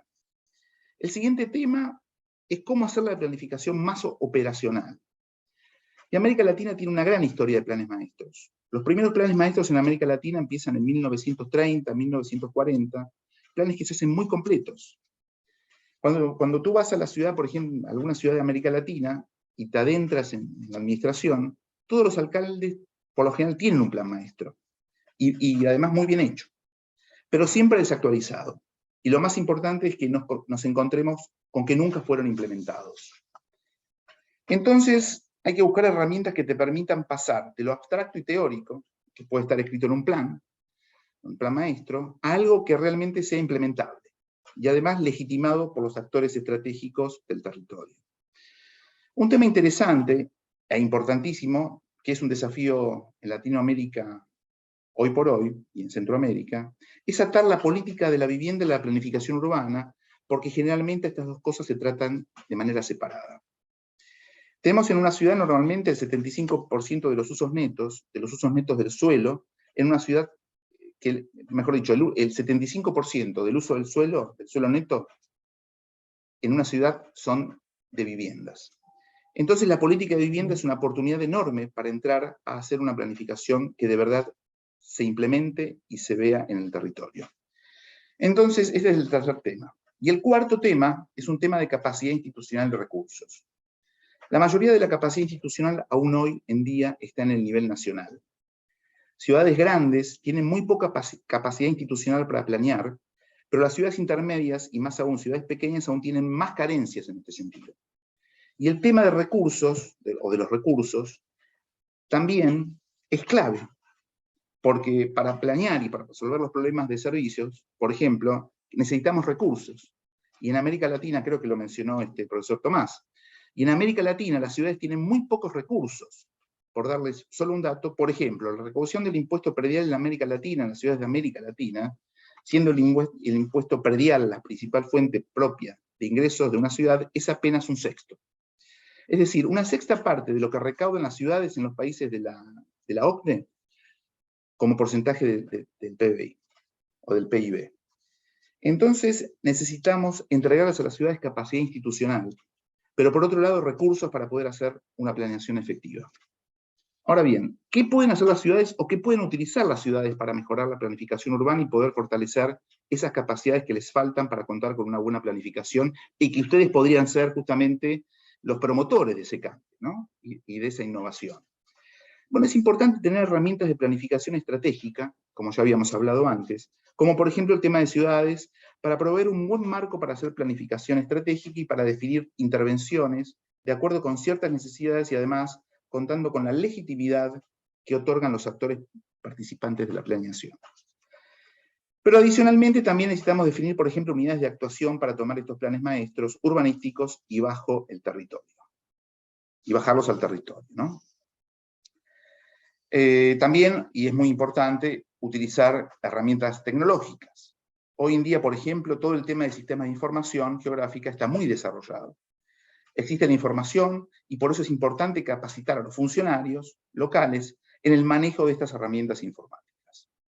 También es importante incluir los nuevos mecanismos de planificación, como por ejemplo el reajuste de tierras, que esto se ha hecho en América Latina en varios sitios, pero es importante. El reajuste de tierras que básicamente supera la urbanización predio a predio. Uno de los problemas que tenemos también en América Latina es que cada dueño del lote decide qué quiere hacer con su lote. Entonces el reajuste de tierras, y esto se relaciona con lo que decía antes del plan parcial, es lo que hace es mirar varios lotes como una unidad de planeación. Entonces dicen, mire, acá debería haber un parque, acá debería haber una calle, y por tanto, digamos, se planea el área como un todo, y eso es lo que lo hace más ordenado. O sea, para mí es un tema clave. Y finalmente, respondiendo un poco al reto que comentaba antes sobre la carencia de recursos, hay nuevas herramientas como la captura de plusvalías, que se trata de financiar, por ejemplo, la infraestructura y las operaciones urbanas a través del mismo beneficio económico que esta infraestructura produce. Cuando planeamos, por ejemplo, una nueva calle, el suelo vecino aumenta su valor. Cuando ponemos una nueva estación de bus o una nueva estación de metro, el suelo aledaño aumenta en valor. Lo que dice, digamos, la teoría económica es que podríamos capturar ese valor, pagar la infraestructura y aún así tener algún beneficio adicional. Entonces, estas herramientas, fíjense, lo que hacen es definir formas e instrumentos para que podamos invertir en infraestructura y pagar la infraestructura a través de la misma valorización que esa infraestructura produce. Bueno, voy a obviar casos exitosos que existen y voy a avanzar rápidamente al tema de la fiscalidad, porque si no vamos a tener muy poco tiempo. Pero tengan en cuenta, y esto lo quiero recalcar, que el tema del plan ordenamiento territorial, o como se llame en sus territorios, existe, búsquenlo, analícenlo, incluso pueden incluirlo en su diagnóstico como una herramienta que sirve como plan de gestión y como incluso un posible plan de acción que deba ser revitalizado o actualizado. Y esa es una de las tareas que ustedes podrían proponer, ¿no? La actualización del plan de ordenamiento territorial, donde debería haber alguna oficina en particular que justamente haga ese desarrollo o esa innovación de ese plan. Eso es muy, muy relevante. Bueno, con el tema de la fiscalidad, sigo el diálogo para incluir este tema que obviamente es arduo, porque por lo general nadie quiere pagar impuestos, ni tasas, ni contribuciones, en todas las épocas, o sea, recorre todas las épocas, todos los países, todas las ciudades, sobre todo cuando la tendencia mundial, a partir de los 80, fue la descentralización de actividades que realizaban por lo general los estados nacionales y que asincrónicamente fueron traspasándose a los niveles subnacionales. Entonces, ¿qué sucede con las capacidades institucionales de los centros de salud, de las escuelas, de las universidades, de las fuerzas de seguridad, y consecuentemente, cómo se sostiene todo este traspaso institucional?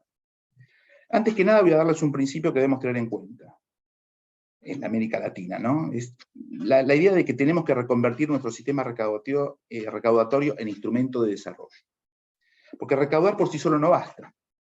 Nos adentramos en el desafío económico fiscal del desarrollo sostenible, y eso hay que también tenerlo en cuenta. Y este desafío es fundamental para el desarrollo sostenible de las ciudades, ya que todos los proyectos de la ciudad, o de las ciudades que estudiemos, o que estemos estudiando, dependen de la existencia de recursos disponibles y de la sostenibilidad de estos.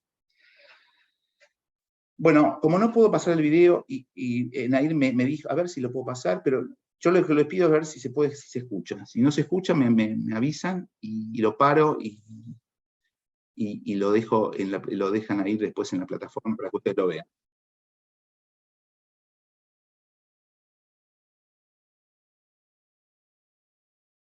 ¿Lo escuchan? Ale, No se escucha. no, tenés que la parte izquierda por debajo de cuando vas a subir el video, tiene que activar el sonido para que la gente lo escuche. Bueno, sí, pero tengo que hacer una configuración que por un tema de tiempo lo voy a evitar para no generar problemas, si les parece. Pero gracias, Eduardo. Yo igualmente lo dejo va a quedar en la plataforma, con lo cual ustedes lo van a tener y lo van a poder ver. Bueno, voy a pasar esto también. Y solamente decirles que con el tema de fiscalidad sería interesante también si en su diagnóstico ustedes pueden hacer algún relevamiento de qué tipo de impuestos, tasas o contribuciones tiene cada municipio estudiado, y si ustedes se encuentran dentro de ese esquema tributario local, bueno, qué partes son propias o qué recursos son propios de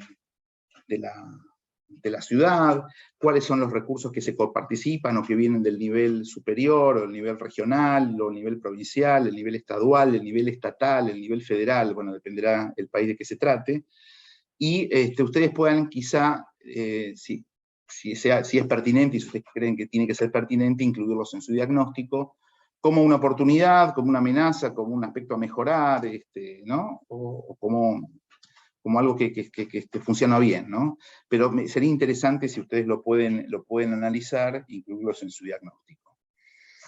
Bueno, voy a incluir un tema más. Este era un caso exitoso que se hizo hace unos años con sistema de avalúos en Bogotá, en Colombia, pero voy a avanzar un poquito.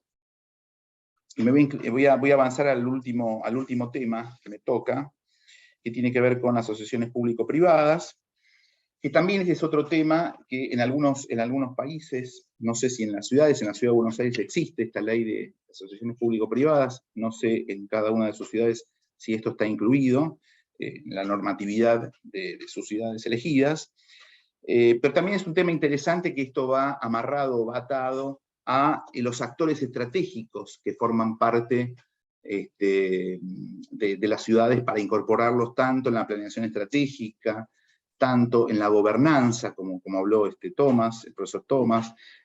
Así que, bueno, esto en realidad, más allá de darles el concepto, de hacer una explicación, algunas tipologías existentes, sería bueno si ustedes se encuentran en su relevamiento y en su diagnóstico la incorporación o la ley, alguna ley de la ciudad o algún tipo de esquema o instrumento que trate este tema, también traerlo al diagnóstico. ¿Por qué? Porque van a ser actores, entiendo yo, relevantes, ¿no? Porque trabajan en conjunto tanto el gobierno local como los privados. Así que eso es un tema también a tener en cuenta. Bueno, un poco comentándolo que el Banco Mundial en el 2017 dio una definición, que ustedes la tienen ahí, que se refiere a un acuerdo entre el sector público y privado, en el que parte de los servicios o labores que son responsabilidad del sector público es suministrada por el sector privado bajo un claro acuerdo de objetivos compartidos para el abastecimiento del servicio público de la infraestructura pública. Bueno, después hay distintas metodologías o distintos tipos de contrataciones, ¿no? Distintos tipos de acuerdos que se hacen para llevar a cabo estas asociaciones público-privadas, que por lo general están taxativamente normadas y taxativamente incluidas en plexos normativos.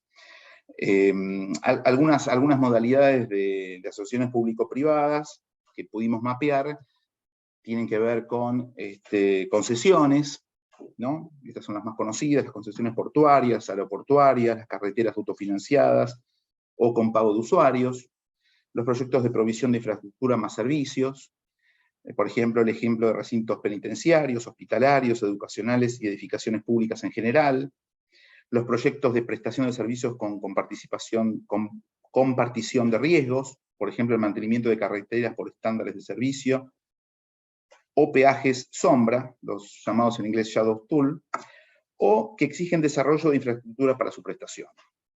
El arriendo de bienes, con o sin opción de compra, con pagos por funcionalidad, por ejemplo, arriendo de instalaciones y equipamiento más servicios asociados, los contratos de participación, por ejemplo, la administración de estacionamientos públicos, las sociedades mixtas, por ejemplo, hay casos de empresas sanitarias o de residuos, y por último, los fideicomisos o fondos, como por ejemplo para el desarrollo de infraestructuras.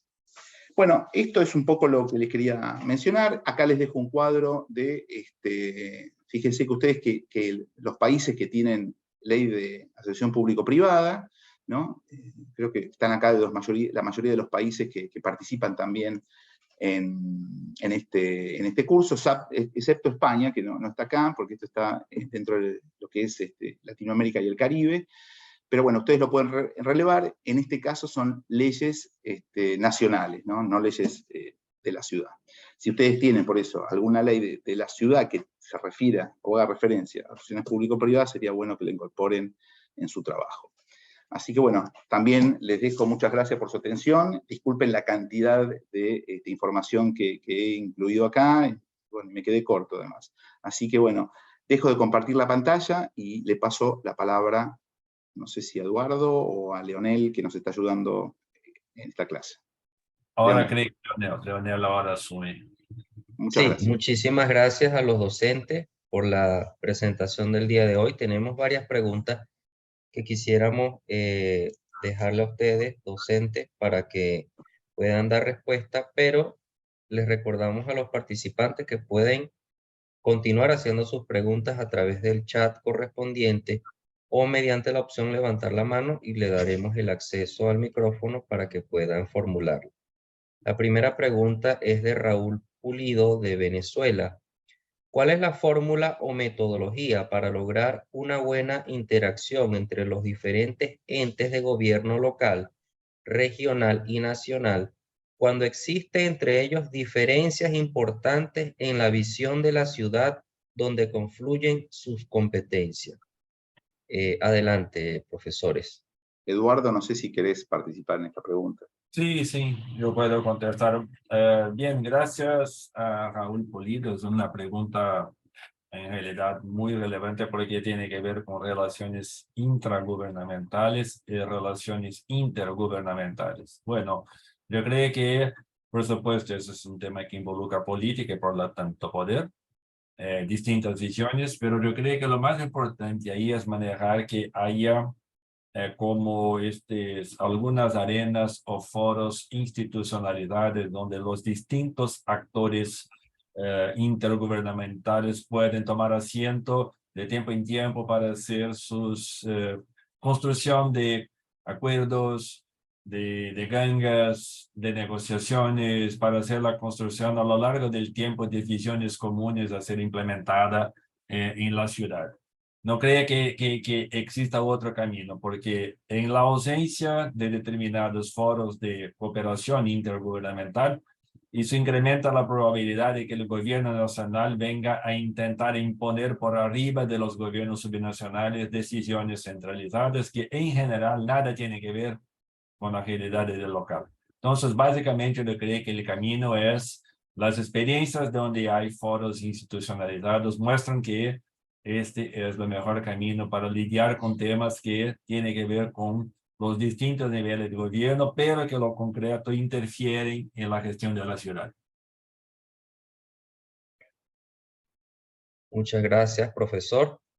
Tenemos una nueva pregunta. Gisela Boscán de Venezuela pregunta. Buenas tardes. Agradecida por todos los aportes recibidos. Una reflexión obligada para la tarea asignada con el proyecto. Y en consecuencia pregunto, ¿es factible que la sociedad civil asuma la promoción de una visión de ciudad, sus ejes conceptuales?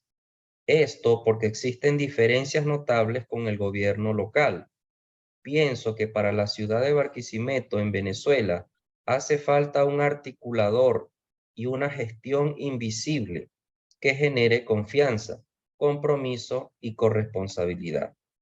Adelante, profesores. Bueno, no sé si Tomás o Tomás. Bien, sí, a mí me gustaría comentar que efectivamente este es un problema que tenemos en muchas ciudades donde existe una sociedad civil quizás más avanzada o con otro carácter diferente a la clase política. Entonces es bastante común el que sea la sociedad civil en el que encare estos problemas y se una, como por ejemplo muchas ciudades lo han hecho, por ejemplo Santiago de los Caballeros en República Dominicana y otras muchas que han hecho una especie de asociación en el cual están las partes interesadas, que son, pues, a veces está la universidad, está también las empresas, están otros organismos oficiales y son los que tienen, pues, la vivencia de la ciudad, la comunidad y lo que ven y lo que es interesante para la ciudad, independientemente de los temas políticos. Entonces son ellos los que traccionan y son los que con éxito al final ponen esa visión de la ciudad que los políticos la toman. De hecho, en las ciudades que funcionan bien, no son los políticos los que deciden cuál es la visión de la ciudad, son los ciudadanos los que han co-creado una visión de ciudad entre los ciudadanos, las instituciones públicas, las empresas, todo lo que conforman ese ser vivo que es una ciudad y son los que los políticos toman para, digamos, mejorarlo o organizarlo o plasmarlo en unas actividades concretas, ¿no? Por lo tanto, por supuesto que sí se puede hacer y por supuesto que sí se debe hacer. Yo creo que el CLAD también tiene un papel relevante en esto de apoyo y de fortalecimiento institucional. El fortalecimiento institucional no solamente es apoyar a un gobierno local o no solamente es eso, es apoyar al gobierno. Gobernar no significa que es un político, el gobierno lo hace ese ser vivo que es la ciudad. Y si somos capaces de hacerlo entre todos, será mucho más fuerte. No sé si tú quieres aportar algo, Ale.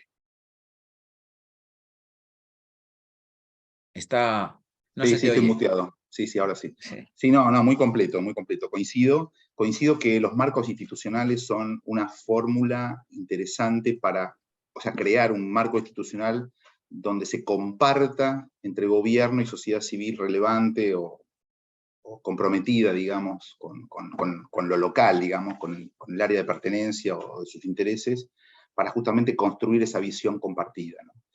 Porque en definitiva los que viven en las ciudades son los ciudadanos, las personas.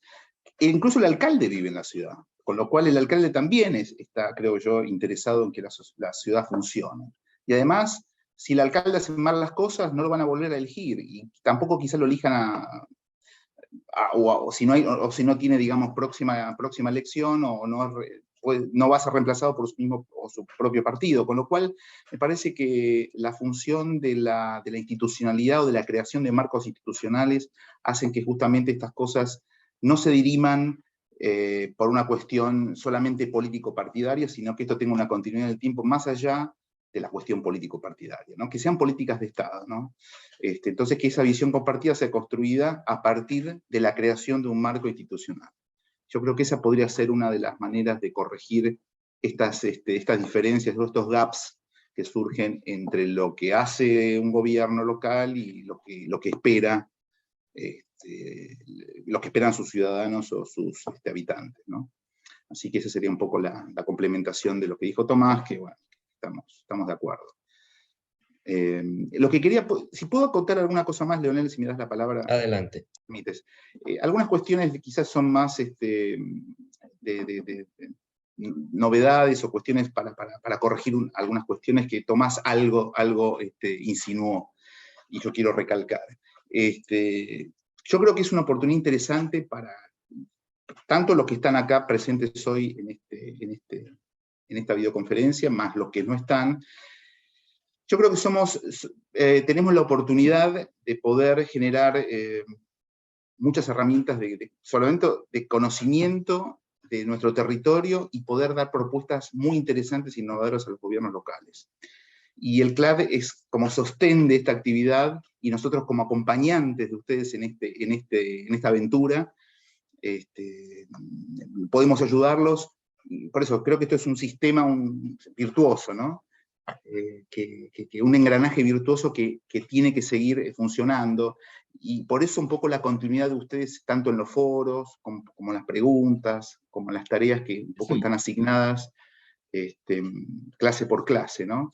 Porque si se pierde esa continuidad, por lo general lo que hemos notado en las experiencias anteriores, digamos, decae el interés de cada uno de ustedes y se va diluyendo, y eso hace que los trabajos o los plazos se vayan extendiendo y ustedes pierdan la continuidad. Por lo tanto, lo que les pedimos, por eso la exigencia un poco de lo que Tomás decía de los foros, o las preguntas, o las respuestas a los diagnósticos.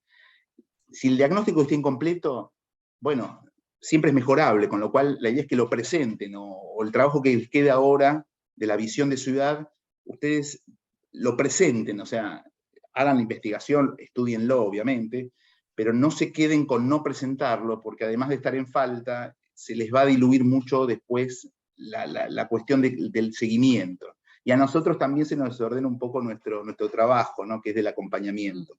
Así que yo lo que les pediría, y seguramente Eduardo, Tomás está de acuerdo conmigo, es que ustedes sean rigurosos con los plazos, no tanto por los plazos en sí, sino para que ustedes estén siempre como en alerta, ¿no? Entonces, eso nos hace a nosotros también estar alertas y hacer el seguimiento en tiempo y forma. Porque si no, a nosotros también nos cuesta seguir a cada uno con sus ritmos, a veces muy, muy extensos y extensivos, y eso la verdad que pierde una continuidad, pierde la dinámica, pierde este ritmo que le queremos dar, que bueno, es muy fuerte, pero creo que a la larga o a la corta ustedes lo van a ver en buenos resultados. Así que los promuevo, y la verdad que les doy el estímulo para que puedan dar con estas premisas que para nosotros son relevantes también. Muchas gracias a los docentes, y con estas palabras les aprovechamos para recalcar la participación en el campus virtual, que es muy importante, la participación en los foros semanales que se abren, y recordarles que hasta este 19 de diciembre estaría abierto este módulo sobre el cual ustedes pueden hacer su participación.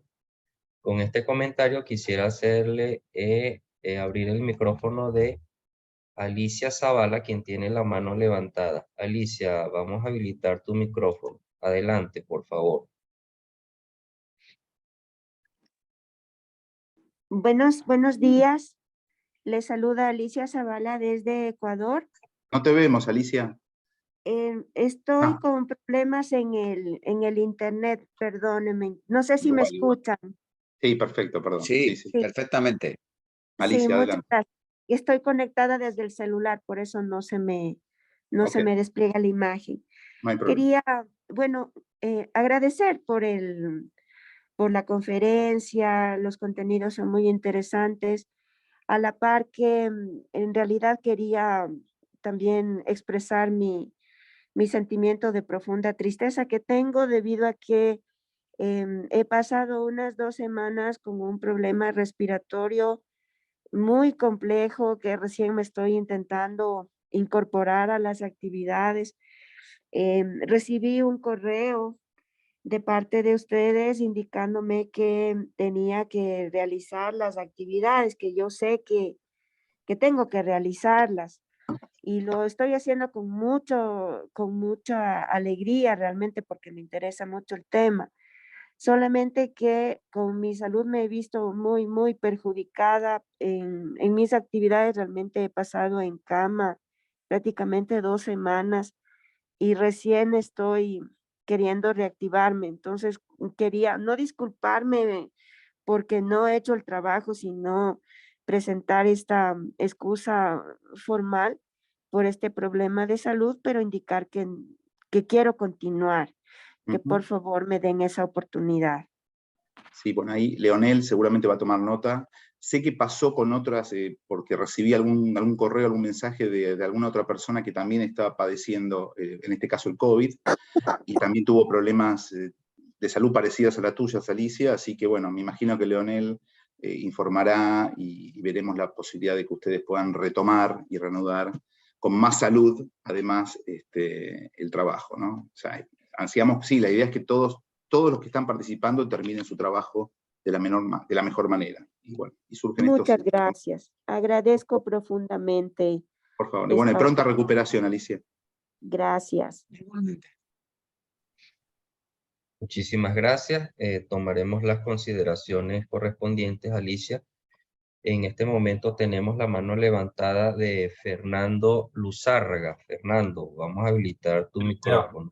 Leonel, un momento, solo para, yo tengo que me despedir porque tengo que tomar acá el tráfico de São Paulo pesado, tengo que me desplazar hacia la escuela para aplicar una prueba final del curso, así que entonces yo tendría que ahora me ausentar y dejar. Seguro que los colegas Alejandro y Tomás van a ser muchísimo mejores que yo para contestar las preguntas, así que de pronto ya desear a todas y a todos feliz Navidad, feliz el año, porque solamente nos encontramos ahora en 2023.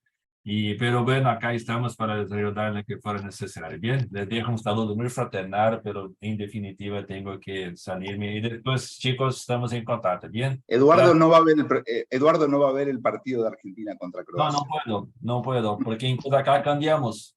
En realidad la prueba sería mañana si Brasil clasificara, pero no clasificó, se mantuvo en la fecha aquí. Buen viaje. Chao, Eduardo. Bye. Adiós. Chao. Adiós. Sí, Fernando, entonces. Hola. Buenos días. ¿Cómo te va? Sí, ¿qué tal? Primeramente agradecerle a los tutores por sus exposiciones del contenido. Son muy interesantes y muy importantes. Quería comentarles, más que alguna otra cosa, es lo que tenemos acá en Ecuador, más que todo en Guayaquil. En el 97 salió una ley de modernización del Estado. Esa ley permitió que en este momento los sistemas sanitarios de la ciudad estén concesionados con la operadora International Water Service, Interagua. Entonces nosotros como EMAPA somos gente de control, regulación y fiscalización. Eso por un lado lo que tiene que ver con la parte sanitaria, un contrato de concesión, una alianza público-privada. También tenemos concesionada el área de los puertos, del puerto nuevo, en este caso con Contecon. Con Interagua es un contrato de concesión a 30 años. Fenece en el 2031. Con Contecon que ya sería el otro contrato por el área de la Autoridad Portuaria de Guayaquil. Ese es un contrato de 20 años. Hay algunas vías que están concesionadas a sí mismas. Es en el sentido de alianzas público-privadas, ¿no? O sea, comentarles un poco. Estoy aquí porque vi que como esta matriz que presentaron, que debemos fortalecerla con las leyes que se tiene en cada país o que han promulgado cada país. En este caso, estaría para nosotros acá en Ecuador la Ley de Modernización del Estado y algo más complementarios que se puede aplicar ahí, ¿no? O que se puede incluir. Eso más que todo unos comentarios, unos Está bien, aportes. está bien. Gracias. Sí. Fernando, discúlpame, un pequeño intercambio. Tú hablas de asociación público-privada con la ley de modernización del Estado, pero hablamos del Estado nacional, llamemos de Ecuador, no el local. Si bien hay áreas concesionadas específicamente de Guayaquil, o sea, del gobierno local. Y ahí no entendí ese cambio, digamos. Modelo de modernización o ley de modernización del Estado versus asociación público-privada, por ejemplo, de aguas de Guayaquil en el territorio local. Eso es algo, entendí algo así yo.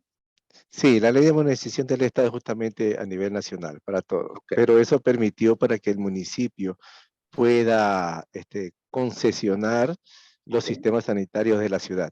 O sea, hubo una descentralización, llamémosle. Sí, correcto.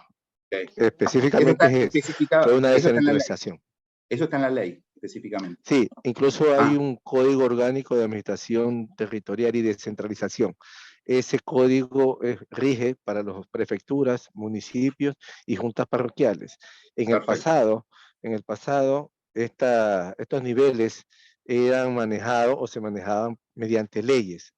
Ley del Consejo Provincial, ley de régimen municipal, ley de régimen parroquial. Pero esas tres leyes fueron integradas en un solo código, Código Orgánico de Organización Territorial, Administración y Descentralización. Ese es el COTAD que tenemos ahora. Perfecto, perfecto. Bueno, buenísimo. Entonces existe ese instrumento. Perfecto. Así es. Sí. Muy bien. Gracias por darme la oportunidad. Gracias a ti por esta información. Muy bueno. Leonel. Bueno, muchas gracias por la intervención. En este momento ya no tenemos más preguntas. Por mi parte, bueno, solamente sería agradecerle a los docentes por la intervención de cada uno, por la clase del día de hoy. Y bueno, ya dar como tal la despedida del curso por este año, como indicó el profesor. Ya nos estaríamos viendo en el año 2023. Y bueno, instarles a la participación en el campus virtual, a cumplir con las actividades planteadas por cada uno de los profesores. Y bueno, profesores, palabras finales de ustedes.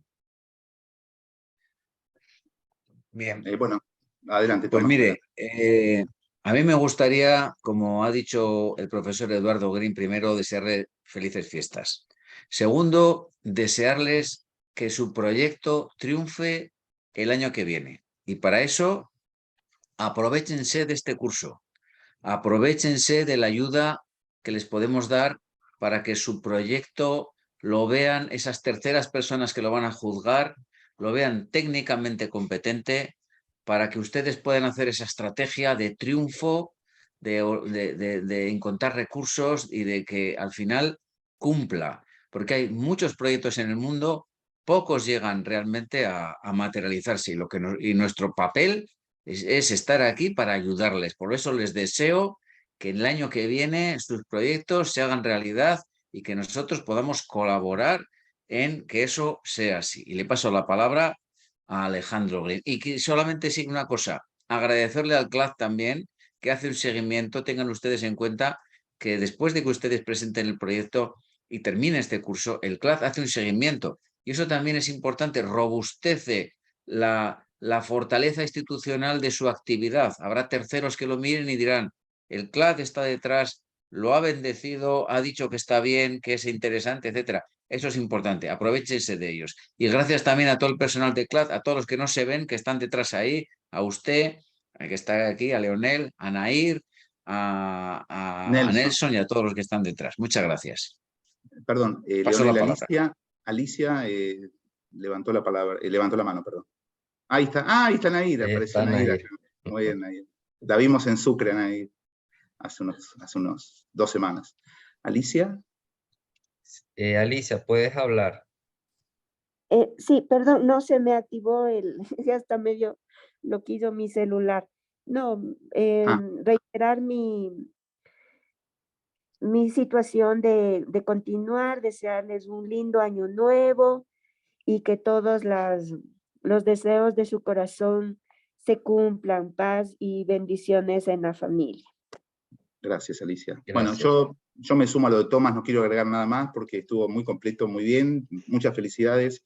Que estemos todos con salud, que estemos fuertes y que el proyecto de vida y de trabajo y de este CLAD y de este curso sean cumplidos el año que viene. Así que los insto a que sigamos juntos transitando esta experiencia y esta red de aprendizaje.